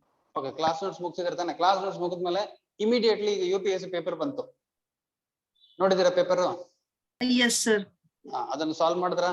Yes sir, yes sir. Madam It was like ನೀವು ಇರಲಿಲ್ಲ ತಾನೆ? ಇಲ್ಲ sir, discuss ಮಾಡಿದ್ದಾರೆ sir class. Madam ಜೊತೆ discuss ಮಾಡಿಲ್ಲ? ಮಾಡಿದ್ದಾರೆ sir, ಮಾಡಿದಾರಲ್ವಾ? Okay, then okay. Namrata? ನಾನು ಎನ್ವೈರನ್ಮೆಂಟ್ ಅಂಡ್ ಇಕಾಲಜಿ ಕ್ಲಾಸ್ ಮುಗಿದ ತಕ್ಷಣ ಅದು ಕ್ಲಾಸ್ ನೋಟ್ಸ್ ರಿವೈಸ್ ಮಾಡ್ತಾ ಇದ್ದೀನಿ ಸರ್. ಜಾಗ್ರಫಿ ಕೂಡ ಆಗಿದೆ ಸರ್. ನನಗೆ ವರ್ಲ್ಡ್ ಹಿಸ್ಟ್ರಿ ಮುಗಿತಲ್ಲ ಸರ್, ಅದನ್ನು ರಿವೈಸ್ ಮಾಡ್ತಾ ಇದ್ದೀನಿ ಸರ್. ನನಗೆ ಸ್ವಲ್ಪ ಜಸ್ಟಿಫೈ ಮತ್ತೆ ಎಲಿಸಿಡೇಟ್, ಎಕ್ಸಾಮೈನ್ ಅಂಡ್ ಕ್ರಿಟಿಕಲಿ ಅಂದಾಗ ನಮ್ಮ ಆನ್ಸರ್ ನಾವು ಏನ್ ರೀಕಲೆಕ್ಟ್ ಮಾಡಿದೀವಲ್ಲ ಸರ್, ಅದು ಹೇಗೆ ಪ್ರೆಸೆಂಟ್ ಮಾಡಬೇಕು according to the question demand ಅಂತ ಅದು ಸ್ವಲ್ಪ ಡೌಟ್ ಇತ್ತು ಸರ್. ಸರಿ, ನಾನು ಏನ್ ಮಾಡ್ತೀನಿ, ಒನ್ ಡೇ ಈಗ we will take few questions and ಅದೆಲ್ಲ ಟೇಲ್ ವರ್ಡ್ಸ್ ಅಂತ ಕರಿತೀವಿ ಅದಕ್ಕೆ ನಾವು. Comment, Yes sir. Analyse, critical analyse, justify, ಈ ತರ ಇವಕ್ಕೆಲ್ಲ ಟೇಲ್ ವರ್ಡ್ಸ್ ಅಂತ ಕರಿತೀವಿ. ಆ ಟೇಲ್ ವರ್ಡ್ಸ್ ಒಂದ್ ಡೇ ನಾನು ಕೂತ್ಕೊಂಡು ಕ್ಲಾಸ್ ತಗೋತೀನಿ ಅದನ್ನ ಆಗಿದ್ರೆ. So each and every question ಮೇಲೆ ಅದನ್ನ ಹೇಗ್ ಬರಿಬೇಕು ಅಂತ ಹೇಳ್ತೀನಿ. ಬಟ್ ಆದ್ರೆ ಜನರಲ್ ಆಸ್ಪೆಕ್ಟ್ ಇದೆ ಒಂದು, ಯಾಕಂದ್ರೆ ಬಿಕಾಸ್ ಅವು ಲಿಟ್ರಲಿ ಆ ವರ್ಡ್ಸ್ ಏನಿದೆ ಅದ್ರ ಮೇಲೆನೆ ಬರೀಬೇಕು ಅಂದ್ರೆ ತುಂಬಾ ಕಷ್ಟ. ಓಕೆ, ಸೊ ಬಟ್ ನಾನು ಎಷ್ಟೇ ಹೇಳಿದ್ರು ಅದು ಯಾರು ಬರೆಯಕ್ ಆಗಿಲ್ಲ. ಸೊ ಅದಕ್ಕೆ ಎಕ್ಸಾಮಿನೇಷನ್ ಅಲ್ಲಿ 50% ಮ್ಯಾಕ್ಸಿಮಮ್ ಸ್ಕೋರ್ ಆಗುತ್ತೆ. ಓಕೆ, ಅದಕ್ಕಿಂತ ಜಾಸ್ತಿ ಸ್ಕೋರ್ ಆಗೋದೇ ಇಲ್ಲ. ಬಿಕಾಸ್ ಅವ್ರು ಕೇಳಿರೋದು ಕಮೆಂಟ್, ಕ್ರಿಟಿಕಲಿ ಅನಲೈಸ್ ಅಂತ ಕೇಳಿರ್ತಾರೆ. ಸೊ ಕ್ರಿಟಿಕಲಿ ಅನಲೈಸ್ ಅಂತ ಅಂದಾಗ ನಾವು ಕ್ರಿಟಿಸಿಸಮ್ ಬರ್ದು ಮತ್ತೆ ನಾವು ಅದ್ರದ್ದು ಪಾಸಿಟಿವಿಟಿನೂ ಬರ್ದು ಆಮೇಲೆ ಒಂದು ಕನ್ಕ್ಲೂಷನ್ ಕೊಡ್ಬೇಕಾಗಿರುತ್ತೆ. ಬಟ್ ಅದನ್ನ ಯಾರು ಮಾಡೋದಿಲ್ಲ. ಓಕೆ, ಅವ್ರು ಯಾರೇ ಕೇಳಿ ಅನಲೈಸು, ಕ್ರಿಟಿಕಲಿ ಅನಲೈಸು ಮತ್ತೆ ಕಮೆಂಟ್ ಅಂತ ಬಂದ್ರೆ ಪಾಸಿಟಿವ್ಸ್ ನೆಗೆಟಿವ್ಸ್ ಬರೆಯೋದು, ಕನ್ಕ್ಲೂಷನ್ ಕೊಡೋದು, ಇದು ಒಂದೇ ಪ್ರಾಕ್ಟೀಸ್ ಇರುತ್ತೆ. ಸೊ ಜನರಲಿ ಅದೇ ಪ್ರಾಕ್ಟೀಸ್ ಮಾರ್ಕೆಟ್ ಅಲ್ಲಿ ನಡೀತಾ ಇದೆ. ನಾವು ಅದನ್ನೇ ಪ್ರಾಕ್ಟೀಸ್ ಅನ್ನು ನೀವು ಮಾಡಿ ಅಂತಾನು ಹೇಳ್ತೀವಿ. ಬಿಕಾಸ್ ನಾನು ನಿಮ್ಗೆ ಇದೇ ತರ ಬರಿಬೇಕು ಅಂತ ಹೇಳ್ತೀನಿ ನೀವು ಕಮೆಂಟ್ ತಗೊಂಡ್ ಬಂದಾಗ. ಬಟ್ ಅದೇ ತರ ಬರೀರಿ ಅಂತಂದ್ರೂ ಬರೆಯಕ್ ಆಗಲ್ಲ. ಈಗ ನಾನು ಹೇಳ್ದೆ ಕ್ರಿಟಿಕಲಿ ಅನಲೈಸ್ ಅಂತ ಬಂದ್ರೆ ಫಸ್ಟ್ ನಾನು ಕ್ರಿಟಿಸಿಸಮ್ ಬರೀತೀನಿ, ದೆನ್ ಅದ್ರದ್ದು ಪಾಸಿಟಿವ್ ಬರ್ತೀನಿ, ದೆನ್ ಅದಕ್ಕೊಂದು ಕನ್ಕ್ಲೂಷನ್ ಕೊಡ್ತೀನಿ ಅಂತ. ಬಟ್ ಇದೇನು ಈ ಫಾರ್ಮ್ಯಾಟ್ ನಮ್ಗೆ ಆ ಮೊಮೆಂಟಮ್ ಅಲ್ಲಿ 7.5 minutes ಅಲ್ಲಿ ನಾವು ಆನ್ಸರ್ ಬರೆಯೋದಿರುತ್ತೆ, ಅದು ಉಳಿಯೋದಿಲ್ಲ. ಓಕೆ, ಬಿಕಾಸ್ ನಮ್ಗೆ ಆ ಕಂಟೆಂಟೇ ಎಲ್ಲಿದೆ ಅಂತ ಮೈಂಡ್ ಅಲ್ಲಿ ಹುಡುಕ್ತಾ ಇರ್ತೀವಿ. ಆ ಕಂಟೆಂಟ್ ಸಿಕ್ಮೇಲೆ ಅದು ಕಂಟೆಂಟ್ ಒಂದು 4-5 ಪಾಯಿಂಟ್ ಸಿಗುತ್ತೆ. ಆ 4-5 ಪಾಯಿಂಟ್ ನಲ್ಲಿ ಮತ್ತೆ ಕ್ರಿಟಿಸಿಸಮ್ ಹುಡುಕ್ಬೇಕು ಅಂತ ಹೋಗ್ತೀವಿ, ಬಟ್ ಕ್ರಿಟಿಸಿಸಮ್ ಸಿಗೋದಿಲ್ಲ. ಸೊ ಕ್ರಿಟಿಸಿಸಮ್ ಅಲ್ಲಿ ಏನೋ ಒಂದು 4 ಪಾಯಿಂಟ್ ಸಿಕ್ಬಿಟ್ಟು ಅದನ್ನೇ ಬರ್ದ್ಬಿಟ್ಟು ಕನ್ಕ್ಲೂಷನ್ ಮಾಡಿ ಬಂದ್ಬಿಡ್ತೀವಿ. ಸೊ ಆ 7.5 minutes ಏನಿದೆ ಪ್ರೆಷರ್ ಇದೆಯಲ್ಲ, ಸೊ ಅದು ತುಂಬಾ ಮ್ಯಾಟರ್ ಆಗುತ್ತೆ. ಸೊ ಅದಕ್ಕೇನೆ ಜನರಲಿ ಏನಾಗುತ್ತೆ ಅಂದ್ರೆ ಆ ಕ್ವಶನ್ ಏನೋ ಕೊಟ್ಟಿರ್ತೀವಿ, ಬಟ್ ಆನ್ಸರ್ ಏನೋ ಅಲ್ಲಿ ಬರ್ತೀವಿ. ಅದಕ್ಕೆ 50% ಆಫ್ ದಿ ಮಾರ್ಕ್ಸೇ ಬರುತ್ತೆ ಎಕ್ಸಾಮಿನೇಷನ್ ಅಲ್ಲಿ, ಫುಲ್ ಮಾರ್ಕ್ಸ್ ಬರೋದಿಲ್ಲ. ಓಕೆ, ಸೊ ಎಸ್, ಸೊ ಇಷ್ಟೆಲ್ಲ ನೀವು ಮಾಡ್ತಾ ಇದ್ದೀರಾ ಅಂತ ಕೆಲಸ ಅಂದ್ರೆ ಒಂದು ಏನೋ ನಂದು ಈಗ ಕರೆಂಟ್ ಅಫೇರ್ಸ್ ಪ್ರಾಬಬ್ಲಿ ಓದ್ತಾ ಇದ್ದೀರಾ ಅಂತ ಅನ್ಕೋತೀನಿ. ಓದಿದ್ದೀರಾ? Yes, sir. We are going. ಓದಿದ್ದೀರಾ? ಓಕೆ, ಸೊ ಹಾಗಿದ್ರೆ ನಾನು ನಿಮ್ಗೊಂದು ಟಾಸ್ಕ್ ಕೊಡ್ತೀನಿ ಈಗ. What is the which month we are in? October, right? Yes, sir. Yes. So what you have to do? You have to read the Vision IAS and our current affairs material. Okay, both. Okay, so ನಮ್ both ಅಂದ್ರೇನು, ಇದರಲ್ಲಿ cover ಆಗಿರೋದು ಕೆಲವು time ಅದರಲ್ಲೂ ಇರುತ್ತೆ. So ಹಾಗಿದ್ದಾಗ ಅದನ್ನು skip ಮಾಡ್ಬೋದು. ಓಕೆ, ನಮ್ಮ ಹತ್ರ ಸ್ಟೇಟ್ ನ್ಯೂಸ್ ಮಾತ್ರ ನೀವು ಓದ್ಕೊಂಡು, ವಿಷನ್ ಐಎಸ್ ಅಲ್ಲಿ ನ್ಯಾಷನಲ್ ನ್ಯೂಸ್ ಓದ್ಕೊಂಡು, ಇವೆರಡರದ್ದು ಮಟೀರಿಯಲ್ ಅನ್ನ ಪ್ರಾಬಬ್ಲಿ ಏನಿದೆ, ಯಾವ್ದಿದೆ, ಅಕ್ಟೋಬರ್ ಅಲ್ವಾ, August and September. Okay, August ಮತ್ತೆ ಸೆಪ್ಟೆಂಬರ್ ಈ 2 ತಿಂಗಳದ್ದು ಕರೆಂಟ್ ಅಫೇರ್ಸ್ ಓದಿ.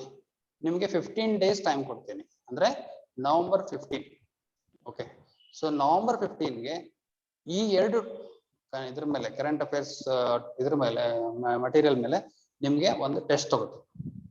ಓಕೆ, ಸೊ ಇವೆರಡರದ್ದು ನೀವು ಕರೆಂಟ್ ಅಫೇರ್ಸ್ ಅನ್ನ ಮಂತ್ದು ಆಗಸ್ಟ್ದು ಮತ್ತೆ ಸೆಪ್ಟೆಂಬರ್ ಇವೆರಡು ಕರೆಂಟ್ ಅಫೇರ್ಸ್ ಮಟೀರಿಯಲ್ ವೆಬ್ಸೈಟ್ ಅಲ್ಲಿ ಇದೆ, ಡೌನ್ಲೋಡ್ ಮಾಡ್ಕೊಳ್ಳಿ. ಅದು ಟೆಲಿಗ್ರಾಮ್ ನಮ್ದು ಟೆಲಿಗ್ರಾಮ್ ಚಾನಲ್ ಅಲ್ಲಿ ಇದೆ, ಅಲ್ಲಿಂದನೂ ಡೌನ್ಲೋಡ್ ಮಾಡ್ಕೊಳ್ಳಿ. ತಗೊಂಡ್ಬಿಟ್ಟು ಅದನ್ನು ಓದಿ ಈ 15 days ಒಳಗಡೆ ಈ 2 ಮಂತ್ ಮುಗಿಸಿ. ಆಗತ್ತಾ ಮುಗ್ಸಕ್ಕೆ? Yes, sir. 15 days. Yes, sir. 15 days ಒಳಗಡೆ 2 ಮಂತ್ ಕರೆಂಟ್ ಅಫೇರ್ಸ್ ಓದಿ, ಅದನ್ನ ಅದ್ರ ಮೇಲೆ ಒಂದು ಟೆಸ್ಟ್ ತಗೋತೀನಿ. Either it might be of 50 questions or it might be of 100 questions. Okay, depending upon the content ಯಾವ್ದು ಚೆನ್ನಾಗಿರುತ್ತೆ ಅದ್ರ ಮೇಲೆ ಕ್ವಶನ್ಸ್ ಫ್ರೇಮ್ ಮಾಡ್ಬಿಟ್ಟು ನಿಮಗೆ ನಾವು ಕೊಡ್ತೀನಿ. ಅದನ್ನ 15th ನವೆಂಬರ್ಗೆ, ಅದು ಪ್ರಾಬಬ್ಲಿ ಸಂಡೇ ಇದೆಯೋ ಥರ್ಸ್ಡೇ ಇದೆಯೋ ಗೊತ್ತಿಲ್ಲ. ಸೊ ಬಟ್ 15 days ಅಂತ ಅನ್ಕೊಳ್ಳಿ. ಸೊ 15 days ಒಳಗಡೆ ನಿಮ್ಗೆ ಒಂದು ಟೆಸ್ಟ್ ಕಂಡಕ್ಟ್ ಮಾಡ್ತೀನಿ, ಅದು current affairs August and September. So ಇದನ್ನ ನಿಮ್ ಫ್ರೆಂಡ್ಸ್ಗೂ ಕನ್ವೆ ಮಾಡಿ, so that everyone should prepare and they will write the test. Okay? Okay, sir.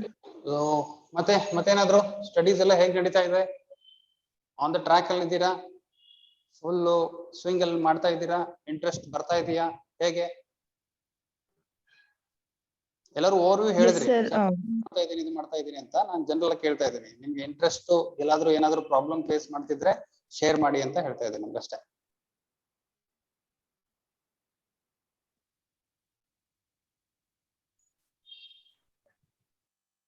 ಯಾರು ಏನೋ ಪ್ರಾಬ್ಲಮ್ ಫೇಸ್ ಮಾಡ್ತಿಲ್ಲ. ಒಂದು ಪಾಸಿಟಿವಿಟಿ ಏನಿದೆ ಅಂದ್ರೆ ಗ್ರೂಪ್ ಅಲ್ಲಿ.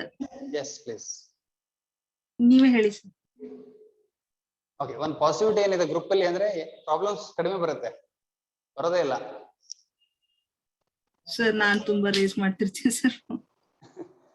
ಆಕ್ಚುಲಿ ಸರ್ ಇದು ಲೈಕ್ UPSC ನನಗೆ ನ್ಯೂ ಇದೆ ಸರ್ ಸಬ್ಜೆಕ್ಟ್, ಯಾಕಂದ್ರೆ ಫ್ಯಾಮಿಲಿಯಲ್ಲಿ ಯಾರು ಇಲ್ಲಲ್ಲ ಸರ್, ಅದಕ್ಕೆ ಗೈಡೆನ್ಸ್ಗೋಸ್ಕರ ಆನ್ಲೈನ್ ಅಲ್ಲಿ ಇಂಟರಾಕ್ಷನ್ ಸ್ವಲ್ಪ ಕಷ್ಟ ಆಗುತ್ತೆ ಅಲ್ಲ ಸರ್, ಅದಕ್ಕೆ ಯಾವಾಗೂ ಕ್ವಶನ್ ನಾನೇ ತುಂಬಾ ರೇಸ್ ಮಾಡ್ತಿರ್ತೀನಿ.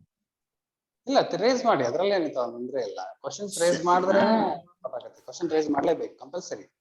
ನೆಕ್ಸ್ಟ್ ಸರ್ ಈ ಸಲ UPSC ಕ್ವಶನ್ ಪೇಪರ್ ತುಂಬಾ ಕಷ್ಟ ಇತ್ತು ಅಂತ ಇದಾರಲ್ಲ ಸರ್, ಲೈಕ್ ನನ್ಗ polity, economics, geography direct questions ಕೇಳಿದಾರೆ ಸರ್. ಹಿಸ್ಟ್ರಿ ಪಾರ್ಟ್ ಅಷ್ಟು ನನ್ಗೆ ಗೊತ್ತಾಗ್ಲಿಲ್ಲ. ಆದ್ರೆ ಬೇರೆ ಯಾವ್ದು ಅಂದ್ರೆ ನಿಮ್ ಪ್ರಕಾರ ಬೇರೆ ಎದ್ರಲ್ಲಿ ಜಾಸ್ತಿ ತುಂಬಾ ಜನರಲಿ ಏನಾಯ್ತ್ರಿ ಇದ್ರಲ್ಲಿ ಅಂದ್ರೆ UPSC ಅಂತ ಬಂದಾಗ ಜನರಲಿ ಪ್ರಾಬ್ಲಮ್ ಏನಿದ್ರದ್ದು ಅಂದ್ರೆ ಪ್ರಿಡಿಕ್ಟಬಿಲಿಟಿ. ನಾವು ಪ್ರಿಡಿಕ್ಟ್ ಮಾಡಕ್ ಆಗಲ್ಲ, ಕ್ವಶನ್ ಪೇಪರ್ ಹೀಗೆ ಬರುತ್ತೆ ಹಾಗೆ ಬರುತ್ತೆ. ಇದನ್ನ ಈಗ ಹೆಂಗೆ APSC ಆದ್ರೆ ನಾವು ಒಂದ್ ಲೆವೆಲ್ಗೆ ಪ್ರಿಡಿಕ್ಟ್ ಮಾಡಿ ಹೇಳ್ಬೋದು ದಟ್ ಇಸ್ ಹಿಂಗೆ ಬರುತ್ತೆ ಅಂತ, ಯಾಕಂದ್ರೆ ಇವರು ಅಷ್ಟು ತುಂಬಾ ಎಕ್ಸ್ಪ್ಲೋರ್ ಮಾಡೋದಿಲ್ಲ. UPSC ಏನಾಗುತ್ತೆ ಅಂದ್ರೆ UPSC ಒಂದು ರಿಸರ್ಚ್ ಟೀಮ್ ಇದೆ ಕ್ವಶನ್ ಪೇಪರ್ ರೆಡಿ ಮಾಡಕ್ಕೆ ಅಂತ ನಮ್ಗೆ ಅನ್ಸುತ್ತೆ, ಬಟ್ ಇದೆಯೋ ಇಲ್ಲೋ ಗೊತ್ತಿಲ್ಲ. ಬಟ್ ಆದ್ರೆ 100% ಅವ್ರದ್ದು ರಿಸರ್ಚ್ ಟೀಮ್ ಇದೆ. ಆ ರಿಸರ್ಚ್ ಟೀಮು ಜನರಲಿ ಎಲ್ಲ ಒಂಥರ ನಮ್ಗೆ ಹೆಂಗ್ ಅನ್ಸುತ್ತೆ ಅಂದ್ರೆ ಎಲ್ಲಾ ಇನ್ಸ್ಟಿಟ್ಯೂಟ್ ಪೇಪರ್ಸ್ ನೋಡುತ್ತೆ, ಅವೆಲ್ಲ ಬಿಟ್ಟು ಹೊರಗಡೆಯಿಂದ ಏನಾದ್ರು ತೆಗಿಬೇಕು ಅಂತ ತೆಗಿಯುತ್ತೆ. ಸೊ ಕ್ವಶನ್ ಫ್ರೇಮಿಂಗ್ ಏನಿದೆ ಅಲ್ವಾ, ಕಂಪ್ಲೀಟ್ಲಿ ಹೊಸದ್ ಚೇಂಜ್ ಮಾಡ್ಬಿಡ್ತಾರೆ ಅವ್ರು. ಸೊ ಹಾಗಾಗಿ ಅದರಲ್ಲಿ UPSC ಇದು ಅನ್ಪ್ರಿಡಿಕ್ಟಬಿಲಿಟಿ. ಅದಕ್ಕೆ ಅಂತ UPSC ಅಂದ್ರೆ ಅನ್ಪ್ರಿಡಿಕ್ಟಬಲ್ ಸಿವಿಲ್ ಸರ್ವಿಸ್ ಅಂತಾನೆ ಕರಿತಿದ್ವಿ. ಓಕೆ ಸರ್ ಈ ಸಲ CSAT ಕೂಡ ಕಷ್ಟ ಇತ್ತು ಅಂತ ಇದ್ದಾರೆ ಸರ್. ಹೌದು ರೀ, CSAT was difficult. Yes, many people saying that CSAT was difficult and paper was difficult because ಏನಾಗುತ್ತೆ ಅಂದ್ರೆ CSAT ಅಲ್ಲಿ ನೋಡಿ ಲಾಜಿಕ್ ಇಟ್ಕೋಬೇಕು. CSAT ಅಲ್ಲಿ ನೀವು ಏನ್ ಮಾಡ್ಬೇಕು ಅಂದ್ರೆ 40 ಕ್ವಶನ್ಸ್ ಆಪ್ಟಿಟ್ಯೂಡ್ ಮೇಲೆ ಇರುತ್ತೆ. ಆಪ್ಟಿಟ್ಯೂಡ್ ಅಂದ್ರೆ ಏನೋ ಲಾಜಿಕಲ್ ರೀಸನಿಂಗ್ ಆಪ್ಟಿಟ್ಯೂಡ್ ಮೇಲೆ ಇರುತ್ತೆ. ಇನ್ 40 ಕ್ವಶನ್ಸ್ ಅಥವಾ ಏನೋ ಇನ್ 17 to 18 ಕ್ವಶನ್ಸ್ ಏನಿರುತ್ತೆ ಪ್ಯಾರಾಗ್ರಾಫ್ ಮೇಲೆ ಇರುತ್ತೆ. ಅಂದ್ರೆ ಒಂದ್ ಪ್ಯಾರಾಗ್ರಾಫ್ ಕೊಟ್ಟಿರ್ತಾನೆ, ಅದ್ರ ಮೇಲೆ 3 ಕ್ವಶನ್ 2 ಕ್ವಶನ್ ಅಥವಾ ಒಂದೇ ಕ್ವಶನ್ ಕೊಟ್ಟಿರ್ತಾನೆ. ಸೊ ಜನರಲಿ ಅದ್ರ ಮೇಲೆ ಕೆಲವು ಟೈಮ್ ಏನ್ ಮಾಡ್ತಾನೆ, ಜಸ್ಟ್ ಕ್ವಶನ್ ಕೇಳ್ಬಿಟ್ಟು ಅದಕ್ಕೆ ಆನ್ಸರ್ ಹುಡುಕಾಡ್ರಿ ಅಂತ ಹೇಳಿರ್ತಾರೆ. ಬಟ್ ಆದ್ರೆ ಇನ್ನೊಂದ್ ಕಡೆಗೆ ಏನ್ ಮಾಡಿ inference, assumptions, which is the best assumption, which is the best inference, ಈ ತರ ಕ್ವಶನ್ ಕೇಳಿದಾಗ so no, we will not be able to infer the right one at that moment because most ಅದನ್ನ English ಹೇಗೆ ಅಂದ್ರೆ like ನಿಮ್ಗೆ already tired ಆಗಿರ್ತೀರಾ. ಬೆಳಗ್ಗೆ ಒಂದು 200 like 2 hours ಕುತ್ಕೊಂಡ್ಬಿಟ್ಟು tired ಆಗಿರ್ತೀರಾ. ಆಮೇಲೆ ಒಂದು 2 hours ಗ್ಯಾಪ್ ಇರುತ್ತೆ, ಎಲ್ಲೋ ಒಂದ್ ಕಡೆ ಸುಮ್ನೆ ಎಲ್ಲೋ ಅಂದ್ರೆ ಯಾವ್ದೋ ಬಿಸ್ಲಲ್ಲೋ ಹೋಟೆಲಲ್ಲೋ ಸುಮ್ನೆ ಅಲ್ಲೆಲ್ಲ ಕುತ್ಕೊಂಡು ಟೈಮ್ ಪಾಸ್ ಮಾಡಿ then you have to come again for the writing the exam. So ಈ ಪೀರಿಯಡ್ ಏನಿದೆ ಅಲ್ವಾ, ಈ ಪೀರಿಯಡ್ ಅಲ್ಲಿ ಸ್ವಲ್ಪ ಕಾಮ್ ಆಗಿರೋದು ತುಂಬಾ ಇಂಪಾರ್ಟೆಂಟ್ ಆಗುತ್ತೆ. ಬಟ್ ಆದ್ರೆ ನಮ್ ಕೆಲ ಆಗಲ್ಲ. ನಮ್ ಕೆಲ ಏನಾಗುತ್ತೆ, ನಾವು ಸ್ವಲ್ಪ ಪೇಪರ್ ಬರ್ದಾದ್ಮೇಲೆ ಹೊರಗಡೆ ಬಂದು ಪೇಪರ್ 1 ಡಿಸ್ಕಷನ್ ಮಾಡ್ತೀವಿ. ಹೇಗಿತ್ತು ಪೇಪರು, ಹಾಗಿತ್ತಾ, ನಂದು ಇಷ್ಟು ಬರುತ್ತಾ, ನಂದು ಅಷ್ಟು ಬರುತ್ತಾ ಅಂತ ಕುಂತು ವಿಚಾರ ಮಾಡ್ತೀವಿ. ಅದನ್ನೆಲ್ಲ ಮಾಡ್ಬಾರ್ದು. ಆರಾಮಾಗಿ ಮಲ್ಕೋಬೇಕು. ಸ್ವಲ್ಪ ರೆಸ್ಟ್ ಆದ್ರೆ ಮನೆ ಹತ್ರ ಅಥವಾ ರೂಮ್ ಹತ್ರ ಏನಾದ್ರು ಇದ್ರೆ ರೆಸ್ಟ್ ತಗೊಂಡು ಮತ್ತೆ ಆಮೇಲೆ ಬಂದ್ಬಿಟ್ಟು ಎಕ್ಸಾಮ್ ಬರೀಬೇಕು ಫ್ರೆಶ್ ಆಗಿ. ಸೊ ಅದು ಬೆಸ್ಟ್ ಹ್ಯಾಬಿಟ್. ಬಟ್ ಇದರಲ್ಲಿ CSAT ಅಲ್ಲಿ ಏನ್ ಮಾಡ್ತಾರೆ ಜನರಲಿ ಅಂದ್ರೆ ಒಂದು 40 ಕ್ವಶನ್ಸ್ ಈಸಿಲಿ ರೀಚಬಲ್ ಇರುತ್ತೆ. ನಮಗೆ ಬೇಕಾಗಿರೋದು 27 ಕ್ವಶನ್ಸ್ ಅಷ್ಟೇ. 27 ಕ್ವಶನ್ಸ್ ಕರೆಕ್ಟ್ ಆದ್ರೆ ನೀವು ಕ್ಲಿಯರ್ ಆದಂಗೆ. ಓಕೆ, ಬಟ್ 27 ಕ್ವಶನ್ಸ್ ಕರೆಕ್ಟ್ ಮಾಡಕ್ಕೆ ಬಹಳ ಜನಕ್ಕೆ ಆಗೋದಿಲ್ಲ. ಇಲ್ಲೆಲ್ಲರೂ CSAT ಡಿಫಿಕಲ್ಟಿ. ಬಟ್ ಯಾಕೆ ಅಂದ್ರೆ ಆ ಕ್ವಶನ್ಸ್ ಹುಡುಕಾಡೋದಿದೆಯಲ್ಲ, 40 ಕ್ವಶನ್ಸ್ 80 ಕ್ವಶನ್ಸ್ ಇರುತ್ತೆ. ಆ 40 ಕ್ವಶನ್ಸ್ ಹುಡುಕಾಡೋದು ಡಿಫಿಕಲ್ಟ್ ಟಾಸ್ಕ್ ಇದೆ. ಅಂದ್ರೆ ಯಾವ 40 questions which is easily done by me ಅನ್ನೋದು ಹುಡುಕಾಡೋದು ತುಂಬಾ ಕಷ್ಟ ಆಗುತ್ತೆ. ಯಾಕೆಂದ್ರೆ ಹುಡುಕಾಡ್ತಾ ನಮ್ಗೆ 1.5 hour ಹೋಗ್ಬಿಟ್ಟಿರುತ್ತೆ. ಇನ್ನು half an hour ಇರುತ್ತೆ. ನಾವು ಅವಾಗ 30 ಕ್ವಶನ್ ಅಟೆಂಡ್ ಮಾಡಿರ್ತೀವಿ. ಆಟೋಮೆಟಿಕ್ಲಿ ಟೆನ್ಷನ್ ಶುರು ಆಗುತ್ತೆ. ಸೊ ಅವಾಗ ಏನ್ ಮಾಡ್ತೀವಿ, ಏನೋ ಒಂದು ಪ್ಯಾರಾಗ್ರಾಫ್, ಯಾವ್ದೋ ಒಂದು ಚಿಕ್ಕ ಪ್ಯಾರಾಗ್ರಾಫ್ ಓದ್ಬಿಟ್ಟು ಅದ್ರಲ್ಲಿ ಏನೋ ಒಂದು ಕನ್ಕ್ಲೂಷನ್ ಹಾಕ್ಬರ್ತೀವಿ. ಅದು 100% ರಾಂಗ್ ಆಗಿರುತ್ತೆ. ಬಿಕಾಸ್ UPSC ಏನ್ ಪ್ಯಾರಾಗ್ರಾಫ್ ಕೇಳ್ತದೆ. ಸೊ ಆ ಪ್ಯಾರಾಗ್ರಾಫ್ಸ್ ತುಂಬಾನೇ ಡಿಫಿಕಲ್ಟ್ ಅಂತ ನಾನು ಹೇಳ್ಬೋದು. ಯಾಕೆಂದ್ರೆ ಬಿಕಾಸ್ ಅಸ್ಯೂಮ್ ಮಾಡ್ಕೊಳ್ಳಿ ಅಂತ ಹೇಳುತ್ತೆ, ಇನ್ಫರೆನ್ಸ್ ಮಾಡಿ ಅಂತ ಹೇಳುತ್ತೆ. ಅಸ್ಯೂಮ್ ಇನ್ಫರೆನ್ಸ್ ನಮ್ಮಷ್ಟಕ್ಕೆ ನಾವೇ ಅಸ್ಯೂಮ್ ಮಾಡ್ಕೋಬೇಕು, ನಮ್ಮಷ್ಟಕ್ಕೆ ನಾವೇ ಇನ್ಫರೆನ್ಸ್ ಮಾಡ್ಬೇಕಾಗುತ್ತೆ. ಆ ಮೊಮೆಂಟಮ್ ಅಲ್ಲಿ ಅದು ಆಗೋದಿಲ್ಲ. ಹೊರಗಡೆ ಬಂದು ಕುತ್ಕೊಂಡ್ರೆ ನೀವು ಕರೆಕ್ಟ್ ಮಾಡ್ಬೋದೇನೋ, ಅಲ್ಲಿ ಒಳಗಡೆ ಕುತ್ಕೊಂಡು ಮಾಡೋದು ತುಂಬಾ ಡಿಫಿಕಲ್ಟ್, ಅದು ಮಾಡೋದು ಕಷ್ಟ ಆಗುತ್ತೆ. ಸೊ ಅದಕ್ಕೆ ನಿಮ್ ಪ್ರಾಕ್ಟೀಸ್ ಇಲ್ಲಿ ಟೆಸ್ಟ್, ಈಗ ಮುಂದೆ ನಿಮ್ಗೆ ಹೋದಾಗ ಟೆಸ್ಟ್ CSAT ಟೆಸ್ಟ್ ಗಳೆಲ್ಲ ಬಂದಾಗ ಅಲ್ಲಿ ಪ್ರಾಕ್ಟೀಸ್ ಏನ್ ಬೇಕಪ್ಪ ಅಂದ್ರೆ ನಿಮ್ಗೆ only thing is you have to find the 40 questions. ಇಲ್ಲೇ ಅದನ್ನ ಅಂದ್ರೆ ಟೆಸ್ಟ್ ಸೀರೀಸ್ ಅಲ್ಲೂ ಒಂದು 40 ಕ್ವಶನ್ಸ್ ಎಲ್ಲಿದೆ ಅಂತ ಹುಡ್ಕೋದು, ಯಾವ್ದಾದ್ರು ಒಂದು ಟ್ರಿಕ್ ಹುಡುಕ್ಬೇಕು ಅದನ್ನ. ಅಂದ್ರೆ you should approach those 40 questions first, then ಆ 40 ಕ್ವಶನ್ಸ್ ಅಲ್ಲಿ ಕಾನ್ಫಿಡೆನ್ಸ್ ಇದ್ರೆ, ಬಿಕಾಸ್ ಆಪ್ಟಿಟ್ಯೂಡ್ ಅಲ್ಲಿ ಏನಾಗುತ್ತೆ, ನಿಮ್ಗೆ ಗೊತ್ತಿದ್ರೆ ಮಾತ್ರ ಟಿಕ್ ಮಾಡ್ಬೋದು, ಇಲ್ಲಿ ಅಂದ್ರೆ ಟಿಕ್ ಮಾಡಕ್ ಆಗಲ್ಲ. ಆಗತ್ತಾ? ಪಾಸಿಬಲ್ ಇಲ್ಲ. So aptitude correct or wrong ಅಂದ್ರೆ ಡಿಜಿಟಲ್ ಇದ್ದಂಗೆ 0 or 1. ನಿಮ್ ಕರೆಕ್ಟ್ ಇದ್ರೆ 100% ಟಿಕ್ ಮಾಡ್ತೀರಾ. ಗೊತ್ತಿಲ್ಲ ಅಂದ್ರೆ ಆನ್ಸರ್ ಬರ್ಲಿಲ್ಲ ಅಂದ್ರೆ ಬರಲ್ಲ ಅಂತ ಮುಂದೆ ಹೋಗ್ತೀರಾ. ಸೊ ಹಾಗಾಗಿ ನೆಗೆಟಿವ್ ಆಗೋ ಚಾನ್ಸಸ್ ಕಡಿಮೆ ಇರುತ್ತೆ, ಬಟ್ ಕರೆಕ್ಟ್ ಆಗೋ ಚಾನ್ಸಸ್ ತುಂಬಾನೇ ಇರುತ್ತೆ. ಸೊ ಅದಕ್ಕೆ ಒಂದು 30 to 40 ಕ್ವಶನ್ಸ್ ಅದ್ರಲ್ಲಿ ಅಟೆಂಡ್ ಮಾಡ್ಬಿಟ್ರೆ ಉಳಿದಿರೋ ಪೇಪರ್ ಟಚ್ ಮಾಡಬೇಡಿ, ಹಂಗೆ ಬರ್ರಿ ಅಂತ ಹೇಳ್ತೀನಿ ನಾನು. 40 ಕ್ವಶನ್ಸ್ ಕಾನ್ಫಿಡೆನ್ಸ್ ಇಂದ ಟಚ್ ಮಾಡ್ಬನ್ನಿ ಸಾಕು. ಇನ್ 40 ಕ್ವಶನ್ಸ್ ಬಿಟ್ಟು ಬರ್ರಿ. ನಿಮ್ಗೆ ಬೇಕಾಗಿರೋದು 27 ಕ್ವಶನ್ಸ್, ಅದರಲ್ಲಿ 67 ಮಾರ್ಕ್ಸ್ ಬೇಕಷ್ಟೇ. 67 ಮಾರ್ಕ್ಸ್ ನೀವು ಸ್ಕೋರ್ ಮಾಡಿದ್ರೆ clear, your paper 1 will be evaluated. So ಇಷ್ಟೇ ನೀವು ಮಾಡುವಾಗ 80 ಕ್ವಶನ್ ಸಾಲ್ವ್ ಮಾಡೋದು ನಿಮ್ಗೆ ಅಲ್ಲಿ ಬೇಕೇ ಆಗಿಲ್ಲ. ಬಹಳ ಜನ ಅದೇ ಮೈಂಡ್ ಸೆಟ್ ಅಲ್ಲಿ ಹೋಗ್ತಾರೆ, 80 ಮಾಡ್ಬೇಕು ಅಂತ. ಇಲ್ಲ, ನಾನು 80 ಮಾಡೇಬೇಡಿ ಅಂತೀನಿ, 40 ಮಾಡಿ ಚೆನ್ನಾಗಿ ಮಾಡಿ ಅಷ್ಟೇ. 40 ಕ್ವಶನ್ಸ್ ಟಾರ್ಗೆಟ್ ಇಟ್ಕೊಳ್ಳಿ, ಅದು ಚೆನ್ನಾಗಿ ಮಾಡಿ. ಅದು ಮಾಡಿದ್ರೆ ವರ್ಕೌಟ್ ಆಗುತ್ತೆ. CSAT was as every year CSAT difficult ಇರುತ್ತೆ. ಎವ್ರಿ ಇಯರ್ ನಮ್ಮ ಸ್ಟೂಡೆಂಟ್ ಒಬ್ರು ಲಾಸ್ಟ್ ಟೈಮ್ CSAT ಅಲ್ಲಿ ಇದು GS ಅಲ್ಲಿ 102 ತಗೊಂಡಿದ್ದಾರೆ. ಓಕೆ, ಕಟ್ ಆಫ್ ವಾಸ್ 98 ಅಲ್ವಾ. ಸೊ CSAT ಅಲ್ಲಿ 102 ತಗೊಂಡಿದ್ದಾರೆ, ಬಟ್ CSAT ಅಲ್ಲಿ 58 ತಗೊಂಡಿದ್ದಾರೆ. ಏನ್ ಮಾಡ್ತೀರಾ? CSAT ಇಂದ ಹೊರಗಡೆ ಬಂದ್ರು ಅವರು. ಸೊ CSAT ಡಿಫಿಕಲ್ಟ್ ಇದ್ದೇ ಇರುತ್ತೆ, ಇಲ್ಲ ಅನ್ನಲ್ಲ. ಡಿಫಿಕಲ್ಟ್ ಅಂದ್ರೇನು, ನಾವು ಅದನ್ನ ಈಸಿ ಕ್ವಶನ್ಸ್ ಹುಡುಕಾಡೋದು ಡಿಫಿಕಲ್ಟ್. ಸೊ ಅದನ್ನ ಹುಡುಕಾಡಿದ್ರೆ ಆಟೋಮೆಟಿಕ್ಲಿ ವರ್ಕೌಟ್ ಆಗುತ್ತೆ. ಅದಕ್ಕೆ ನೀವೇನ್ ಮಾಡಿ, ನಿಮ್ಗೆ ಈಗ ಆಕ್ಚುಲಿ ಏನೋ ಒಂದು ಬೆನಿಫಿಟ್ ಏನಂದ್ರೆ, people who are writing next year, ನಿಮ್ಗೆ ಅಟ್ ಲೀಸ್ಟ್ ಒಂದು 10 ಕ್ವಶನ್ ಪೇಪರ್ಸ್ ಇದೆ. ಯಾವುದು? UPS ಇದೆ, CSAT paper. So 10 question papers previous year 10 question papers ತಗೊಳ್ಳಿ. ಆ ಪ್ರೀವಿಯಸ್ ಇಯರ್ 10 ಕ್ವಶನ್ ಪೇಪರ್ಸ್ ನೀವೇ ಕುತ್ಕೊಂಡು ಸಾಲ್ವ್ ಮಾಡಿ, ಮತ್ತೆ ಕೀ ಆನ್ಸರ್ ವೆರಿಫೈ ಮಾಡ್ಕೊಳ್ಳಿ. ಅವಾಗ ನಿಮಗೆ ಸಿಗುತ್ತೆ ಅದು, ಅವಾಗ ನಿಮ್ಗೆ ಗೊತ್ತಾಗುತ್ತೆ. ಓಕೆ ಅಂದ್ರೆ ನೀವು ಕುತ್ಕೊಂಡಾಗ 2 hours ಟೈಮ್ ಹಚ್ಕೊಂಡು ಕುತ್ಕೊಳ್ಳಿ. ನಾಟ್ ಜಸ್ಟ್ ಏನೋ ಸುಮ್ಮನೆ ತಗೊಂಡೆ ಪೇಪರ್ ಗ್ಲಾನ್ಸ್ ಮಾಡಿದೆ, half an hour ಮತ್ತೆ ಬಿಟ್ಟೆ, ಇನ್ನೊಂದ್ಸರಿ ಯಾವಾಗ ಮನ್ಸು ಬಂತು ಮತ್ತೆ ತೆಗೆದೆ ಮತ್ತೆ ಬಿಟ್ಟೆ, ಆ ಥರ ಮಾಡ್ಬೇಡಿ. 2 hours ಒಂದು ಪೇಪರ್, ಯಾವತ್ತಾದ್ರೂ ಒನ್ ಡೇ 2 hours ಕುತ್ಕೊಂಡು ಆ ಪೇಪರ್ ನೋಡಿ ಸಾಲ್ವ್ ಮಾಡಿ ಬಿಡಿ. ಯಾಕಂದ್ರೆ ಅದಕ್ಕೇನು ಪ್ರಿಪ್ರೇಷನ್ ಬೇಕಾಗಿಲ್ಲ, ಅದಕ್ಕೆ ನೀವು ಕ್ಲಾಸ್ ಬೇಕು ಅನ್ನೋದೇನಿಲ್ಲ. ಓಕೆ, ಅದಕ್ಕೆ ನೀವು ಸ್ವಂತ, ಈಗ ನಾನು ಡಿಗ್ರಿ ಮಾಡಿದೀನಿ ಅಂದ್ರೆ ಅದನ್ನ ಯಾರು ಸಾಲ್ವ್ ಮಾಡ್ಬೋದು, ಬಟ್ ಅಷ್ಟೇ ಸ್ವಲ್ಪ ಆಪ್ಟಿಟ್ಯೂಡ್ ಪ್ರಾಕ್ಟೀಸ್ ಬೇಕಾಗುತ್ತೆ. ಬಹಳ ದಿನದಿಂದ ಮಾಡಿರಲ್ಲ ನಾವು, ಸೊ ಹಾಗಾಗಿ ಒಂಚೂರು ಪ್ರಾಕ್ಟೀಸ್ ಬೇಕಾಗ್ಬೋದನ್ನ. ಸೊ ಅದು ಪ್ರಾಕ್ಟೀಸ್ ಮಾಡಿ ವರ್ಕೌಟ್ ಮಾಡ್ಕೊಳ್ಳಿ. Okay okay sir, thank you sir. ಅಷ್ಟು ಮಾಡಿ. ಆಪ್ಟಿಟ್ಯೂಡ್ ಎಲ್ಲ ಸ್ವಲ್ಪ ಏನೋ ಡೈಲಿ ಬೇಸಿಸ್ ಅಲ್ಲಿ ಸುಮ್ಮನೆ ಸಾಲ್ವ್ ಮಾಡ್ತೀರಿ, ಯಾಕಂದ್ರೆ ನಮ್ಮ ಮೈಂಡ್ ಕೆಲವು ಟೈಮ್ ಏನಂತಾರಲ್ಲ ರಸ್ಟ್ ಹಿಡಿಯುತ್ತೆ ಅಂತ ಹೇಳ್ತೀವಿ. ಸೊ ಆಪ್ಟಿಟ್ಯೂಡ್ ಇಂದ ಸ್ವಲ್ಪ ಇಂಜಿನ್ ಇಂಜಿನ್ಗೆ ಆಯಿಲ್ ಬಿಟ್ಟಂಗೆ ಆಗುತ್ತೆ. ಆಯಿಲ್ ಬಿಟ್ರೆ ಸ್ವಲ್ಪ ಮತ್ತೆ ಫಾಸ್ಟ್ ಆಗಿ ಮೂವ್ಮೆಂಟ್ ಆಗುತ್ತೆ. ಓಕೆ, ಅವಾಗ ಆಪ್ಟಿಟ್ಯೂಡ್ ಕ್ವಶನ್ಸ್ ಇವು ಯಾರ್ದು ಮೂವಿ ಬಂದಿತ್ತಲ್ರಿ, ಕ್ವಿಜ್ ಹಾಕ್ತಾರಲ್ಲ, ಅವ್ರ ಹೆಸರೇನು? ವಿದ್ಯಾಬಾಲನ್ ಒಂದು ಮೂವಿ ಬಂದಿತ್ತಲ್ರಿ, ಇಂಟೆಲಿಜೆಂಟ್ ಮೂವಿ, ನಮ್ ಕರ್ನಾಟಕದವ್ರ ಹೆಸರೇನಿದೆ? ಹೆಸರು ಬರ್ತಾ ಇಲ್ಲ ಬಾಯಲ್ಲಿ. ನಾವು ಈಗ ಕಂಪ್ನಿಯಲ್ಲಿ ಜಾಬ್ ಕೇಳ್ಬೇಕಾದ್ರೆ ಅವ್ರದ್ದು ಕ್ವಶನ್ಸ್ ಹಾಕ್ತಾರೆ, ಲಾಜಿಕಲ್ ಕ್ವಶನ್ಸ್. ಹೆಸರು ಬರ್ತಾ ಇಲ್ಲ ಬಾಯಲ್ಲಿ. ಓಕೆ, ಅವು ಕ್ವಶನ್ಸ್ ತಗೊಳ್ಳಿ, ಸಾಲ್ವ್ ಮಾಡಿ. ಲಾಜಿಕ್ ಇರುತ್ತೆ, ಆ ಲಾಜಿಕ್ ಬರೀ ಜಸ್ಟ್ ಒಂದು ಸ್ಟೇಟ್ಮೆಂಟ್ ಕೊಟ್ಟಿರ್ತಾರೆ. ಸೊ ಇದು ಆ ಲಾಜಿಕ್ ನಾನು ಹೇಗೆ ಯೂಸ್ ಮಾಡ್ಬೇಕು ಅನ್ನೋದು, ಅಂದ್ರೆ ಏನೋ it's like giving A food for a thought ಅಂತ. ಓಕೆ, ನಮ್ ಬ್ರೈನಿಗೆ ಒಂಚೂರು ಕೆಲಸ ಕೊಡೋದು. ಯಾವಾಗಾದ್ರೂ ಸಂಡೇ ಅಂತವೆಲ್ಲ ಸ್ವಲ್ಪ ಎಕ್ಸ್ಟ್ರಾ ಓದಿ, ಇವೆಲ್ಲ ಸಿಲೆಬಸ್ ಬಿಟ್ಟು ಎಕ್ಸ್ಟ್ರಾ ಒಂಚೂರು ಏನಾದ್ರು ಮಾಡಿ, ಅವಾಗ್ಲೇನೆ ನೀವು ಸಮಥಿಂಗ್ ಡಿಫ್ರೆಂಟ್ ಆಗ್ತೀರಾ. ಇಲ್ಲ ಅಂದ್ರೆ ಹರ್ಡ್ ಹೈಪೋಥೆಸಿಸ್ ಅಂತ, ಹರ್ಡ್ ಜೊತೆಗೆ ನೀವು ಬರ್ತೀರಾ, ಅಂದ್ರೆ ಗ್ರೂಪ್ ಅಲ್ಲಿ ಹೇಗಿದ್ರೆ ಹಾಗೆ ಇರ್ತೀರಾ ನೀವು. ಸ್ವಲ್ಪ ಎಕ್ಸ್ಟ್ರಾ ಏನಾದ್ರು ಮಾಡಿ, ಟೈಮ್ ಸಿಗ್ತಾ ಇದೆ ಅಂದ್ರೆ ಓದಿ, ಒಂಚೂರು ಏನಾದ್ರು ಬೇರೆ ಬುಕ್ಸ್ ಓದಿ. ನಾನ್ ಫಿಕ್ಷನ್ ಬುಕ್ಸ್ ಓದಿ, ಫಿಕ್ಷನ್ ಅಲ್ಲ, ನಾನ್ ಫಿಕ್ಷನ್ ಬುಕ್ಸ್ ಓದಿ. ಆಮೇಲೆ ಇದರಲ್ಲಿ ಈಗ ಯಾರು ಮೆನಿ ಯೂಟ್ಯೂಬ್ ಚಾನೆಲ್ಸ್ ಇದಾವೆ. ಓಕೆ, ಯೂಟ್ಯೂಬ್ ಚಾನೆಲ್ಸ್ ಅಲ್ಲಿ ಈಗ ಮೊನ್ನೆ ರಾಜ್ಯಸಭಾ ಟಿವಿ ಬಂದಾದ್ಮೇಲೆ ಇವರೊಬ್ರು ಅವರು ಪರೇರಾ ಅಂತ ಡಿಸ್ಕಷನ್ ಬಿಗ್ ಡಿಬೇಟ್ ಅಂತ ಬರ್ತಿತ್ತು, ಅವ್ರು ಬಿಗ್ ಪಿಕ್ಚರ್ ಅಂತ. ಅವ್ರಿಗೆ ಒಂದು ಹೊಸ ಚಾನಲ್ ಓಪನ್ ಮಾಡಿದ್ದಾರೆ. So he is bringing lot of discussions, good discussions. So ಅದನ್ನ ನೋಡಿ. ಓಕೆ, ಸೊ ಅವು ಎಲ್ಲ ಚಾನಲ್ಸ್ ಇದೆ, ಒಟ್ನಲ್ಲಿ something intellectual things. Okay, which is non fictional.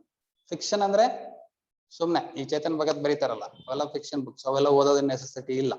But non fiction which is reality, ಅಲ್ಲಿ ಏನೇನ್ ಆಗ್ತಿದೆ ಏನೇನಿಲ್ಲ, ನಮ್ ದೇಶ ಭಾರತ ದೇಶ, ಇದ್ರ ಒಳಗಡೆ ಏನಿದೆ ಹೊರಗಡೆ ಏನ್ ನಡೀತಾ ಇದೆ, ಸುಮ್ನೆ ಸ್ವಲ್ಪ ಎಕ್ಸ್ಟ್ರಾ ಓದಿ. ನಂದನ್ ನೀಲ್ಕಂಠ್ ಇದು ಬುಕ್ ಇದೆ, ಇಂಡಿಯಾ ಇಮ್ಯಾಜಿನಿಂಗ್ ಇಂಡಿಯಾ ಅಂತ. ಓಕೆ, ಸೊ ಆ ಬುಕ್ ಓದಿ, ಬಹಳ ಹೆಲ್ಪ್ ಆಗುತ್ತೆ ಎಸ್ಸೆಗೆ.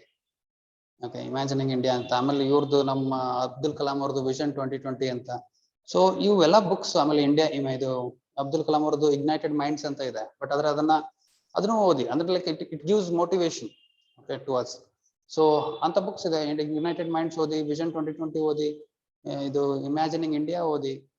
ಆಮೇಲೆ ಇವ್ ಪ್ರೈಮ್ ಮಿನಿಸ್ಟರ್ದು ಮೊನ್ನೆ ಒಂದು ಬುಕ್ ಬಂತಲ್ಲ, ಬುಕ್ ನೇಮ್ ನೆನ್ಪು ಬರ್ತಾ ಇಲ್ಲ, ಬಟ್ ಬುಕ್ಸ್ ಅಂದ್ರೆ ನಾನ್ ಫಿಕ್ಷನ್ ಬುಕ್ಸ್ ತುಂಬಾ ಹೆಲ್ಪ್ ಮಾಡುತ್ತೆ ನಿಮ್ಗೆ ಎಸ್ಸೆಗೆ ಪರ್ಟಿಕ್ಯುಲರ್ಲಿ, ಬಿಕಾಸ್ ನಿಮ್ಗೆ ಥಾಟ್ಸ್ ಡೈವರ್ಸಿಫೈ ಮಾಡುತ್ತೆ. ಒಂದೇ ಡೈರೆಕ್ಷನ್ ಅಲ್ಲಿ ಥಿಂಕ್ ಮಾಡ್ತಾ ಇರ್ತೀವಿ, ಸ್ವಲ್ಪ ಡೈವರ್ಸಿಫಿಕೇಶನ್ ಕೊಡುತ್ತೆ. ಥಿಂಕ್ ಮಾಡಿದ್ರೆ ಒಳ್ಳೇದು, ಓದಿದ್ರೆ ಒಳ್ಳೇದು, ನಿಮ್ ಟೈಮ್ ತೆಗೆದು ಓದಿದ್ರೆ ಇನ್ನು ಬೆಸ್ಟ್. ಓಕೆ, ಆಮೇಲೆ ಆರ್ಟಿಕಲ್ಸ್ ಓದ್ತಾ ಇದ್ದೀರಾ ಹಿಂದೂದಲ್ಲಿ ಡೈಲಿ? ಸೆಂಟ್ರಲ್ ಎಡಿಟೋರಿಯಲ್ ಪೇಜ್ ಬರುತ್ತಲ್ಲ, yes sir, the Hindu sir. Editorial page ಓದ್ತಾ ಇದ್ದೀರಾ? ಎಷ್ಟು ಜನ ಓದ್ತಾ ಇದ್ದೀರಾ ರೆಗ್ಯುಲರ್ ಆಗಿ?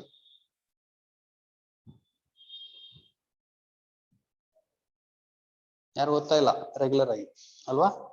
ರೆಗ್ಯುಲರ್ ಆಗಿ ಓದಿ ಅದನ್ನ. ಎಸ್ಸೆಗೆ ನೀವು ಎಸ್ಸೆ ಮತ್ತೆ ಎಸ್ಸೆ ಹೇಗೆ ಪ್ರಿಪೇರ್ ಆಗ್ತೀರಾ? ಎಸ್ಸೆ ನಾವು ಒಂದ್ ಸ್ವಲ್ಪ ನಿಮ್ಗೆ ಓವರ್ವ್ಯೂ ಕೊಡ್ಬೋದು ಅಷ್ಟೇ. ನಿಮ್ ಥಾಟ್ಸ್ ಎಲ್ಲಿಂದ ಬರುತ್ತೆ, ಡಿಫ್ರೆಂಟ್ ಡೈರೆಕ್ಷನ್ಸ್ ಅಲ್ಲಿ ಥಿಂಕ್ ಮಾಡ್ಬೇಕು ಅಂತ ಗೊತ್ತಾಗತ್ತೆ. ಸೊ ಇನ್ನೊಬ್ರು ಆಥರ್ಸ್ ವ್ಯೂ ಪಾಯಿಂಟ್ ಓದ್ದಾಗೆ ನಮಗೂ ಗೊತ್ತಾಗುತ್ತೆ, ನಾವು ಆ ವ್ಯೂನ ಆ ಡೈರೆಕ್ಷನ್ ನೋಡ್ಬೋದು ಅಂತ ಅಲ್ವಾ? ಇಲ್ಲ ಅಂದ್ರೆ ನಮ್ಗೆ ಗೊತ್ತಾಗೋದಿಲ್ಲ. ಓಕೆ, ಸೊ ಎಕ್ಸ್ಪ್ಲೋರ್ ಮಾಡ್ಬೇಕು. ವಾಸ್ಕೋ ಡಿ ಗಾಮಾ ಹೇಗೆ ಎಕ್ಸ್ಪ್ಲೋರ್ ಮಾಡಿದ್ರು ಸಿ ರೂಟ್ಗೆ, ಸೊ ಹಾಗೆ ನೀವು ಎಕ್ಸ್ಪ್ಲೋರ್ ಮಾಡ್ಬೇಕು. ಅದು ಸೆಲ್ಫ್ ಎಕ್ಸ್ಪ್ಲೋರೇಷನ್ ಇಂದಾನೆ ವರ್ಕೌಟ್ ಆಗುತ್ತೆ, ಇಲ್ಲಾಂದ್ರೆ ಬರಲ್ಲ. ಓಕೆ, ಎಸ್ಸೆಗೆ ಪರ್ಟಿಕ್ಯುಲರ್ಲಿ ಅಂಡ್ ವ್ಯೂ ಪಾಯಿಂಟ್ಸ್. ನೀವು ನಾಳೆ ಇಂಟರ್ವ್ಯೂ ಕೊಡ್ತಾ ಇದ್ದೀರಾ ಅಂದ್ರೆ ನಿಮ್ದೊಂದು ವ್ಯೂ ಪಾಯಿಂಟ್ ಹೇಳಿ ಅಂತಾರೆ. ನಾನು ಅವಾಗ ಹೇಳ್ಬೇಕಾದ್ರೆ ನಂಗೆ ಕಂಟೆಂಟ್ ಬೇಕು, ಪ್ಲಸ್ ಹೇಗ್ ಪ್ರೆಸೆಂಟ್ ಮಾಡ್ಬೇಕು ಅನ್ನೋದು ಬೇಕು, ಪ್ಲಸ್ ನಮ್ಗೆ ಡೈವರ್ಸಿಫಿಕೇಶನ್ ಆಫ್ ಥಿಂಕಿಂಗ್ ನಮ್ಗೆ ಹೇಗ್ ಮಾಡ್ಕೋಬೇಕು ಅನ್ನೋದು ಬೇಕು. ಸೊ ಅದರಿಂದ ನಿಮ್ಗೆಲ್ಲ ಇದ್ರಲ್ಲಿ ಸಿಗುತ್ತೆ ಆರ್ಟಿಕಲ್ಸ್ ಅಲ್ಲಿ. ಓಕೆ, ಆರ್ಟಿಕಲ್ಸ್ ಓದಿ, ಒಳ್ಳೇದು, ತುಂಬಾ ಹೆಲ್ಪ್ ಆಗುತ್ತೆ. ಡಿಸ್ಕಷನ್ ಅದನ್ನ ತಗೊಂಡ್ಬಿಟ್ಟು ನೀವೇ ಬೇಕಾದ್ರೆ ನೀವೇ ಗ್ರೂಪ್ ಡಿಸ್ಕಷನ್ ಮಾಡ್ಕೊಳ್ಳಿ. ಓವರ್ ದಿ ಝೂಮೋ ಅಥವಾ ವಾಟ್ಸಪ್ ಎಲ್ಲರೂ ಕಾಲ್ ಕನೆಕ್ಟ್ ಮಾಡಿ, ಎಲ್ಲರೂ ಒಂದೊಂದು ವ್ಯೂ ಪಾಯಿಂಟ್ ಹೇಳಿ, ಡಿಬೇಟ್ ಮಾಡಿ. ಇಬ್ರು ಫಾರ್ ಮಾಡಿ, ಇಬ್ರು ಅಗೇನ್ಸ್ಟ್ ಮಾಡಿ, 4 ಜನ ಗ್ರೂಪ್ ಮಾಡ್ಕೊಳ್ಳಿ. ನೀವೇ ಗ್ರೂಪ್ ಮಾಡ್ಕೊಂಡು, ಇಲ್ಲ 3 ಜನ ಮಾಡಿ, ಇಲ್ಲ ಇಬ್ಬರೇ ಮಾಡ್ಕೊಳ್ಳಿ, ತೊಂದ್ರೆ ಇಲ್ಲ. ನೀವು ಒಬ್ರು ಫಾರ್ ಆಗಿ ಒಬ್ರು ಅಗೇನ್ಸ್ಟ್ ಆಗಿ ವ್ಯೂ ಪಾಯಿಂಟ್ಸ್ ಬರುತ್ತೆ. ಸೊ ನಿಮ್ಗೆ ಅಲ್ಲಿ ಕಂಟೆಂಟ್ ಸಿಗುತ್ತೆ. ಅದು ಯಾಕೆ ಅನ್ನೋದು ಅವ್ರು ಡಿಫೆಂಡ್ ಮಾಡ್ತಾರೆ. ಬಟ್ ಇಲ್ಲಾಜಿಕಲ್ ಡಿಫೆಂಡ್ ಮಾಡ್ಕೋಬೇಡಿ. ಇದ್ರಲ್ಲಿ ಈಗೋ ಫೈಟಿಗೆ ಬರಬೇಡಿ. ಮತ್ತೆ ಡಿಬೇಟ್ ಮಾಡ್ಕೊಳ್ಳಿ ಅಂದ್ರೆ ಮತ್ತೆ ಈಗೋ ಫೈಟಿಗೆ ಬಂದು ಸುಮ್ನೆ ಏನೋ ಆರ್ಗ್ಯುಮೆಂಟ್ ಮಾಡ್ತಾರಲ್ಲ ಫ್ರೆಂಡ್ಸ್ ಎಲ್ಲ ಕೂತ್ಕೊಂಡಾಗ. ಕಾಂಗ್ರೆಸ್ ಬಿಜೆಪಿ ಅಂದ್ರೆ ಸುಮ್ನೆ ಏನೋ ಫೈಟ್ ಮಾಡ್ತಾರೆ, ಹಾಗೆ ಮಾಡಬೇಡಿ. ಜನರಲಿ ಒಂದು ಲಾಜಿಕಲ್ ಆರ್ಗ್ಯುಮೆಂಟ್ಸ್ ಮಾಡ್ಕೊಂಡು ಡಿಸ್ಕಷನ್ ಡಿಬೇಟ್ ಮಾಡಿದ್ರೆ ಒಳ್ಳೇದು. ರೈಟ್, ಟೀಕೆ ಮಾಡ್ತೀರಾ? Yes sir, thank you sir. Okay, ಟೀಕೆ, ಸಿಗೋಣ ನಾಳೆಗೆ ಟಾಪಿಕ್ ನೋಡೋಣ, ಕವರ್ ಮಾಡೋಣ. Okay sir, thank you. Thank you. Thank you sir.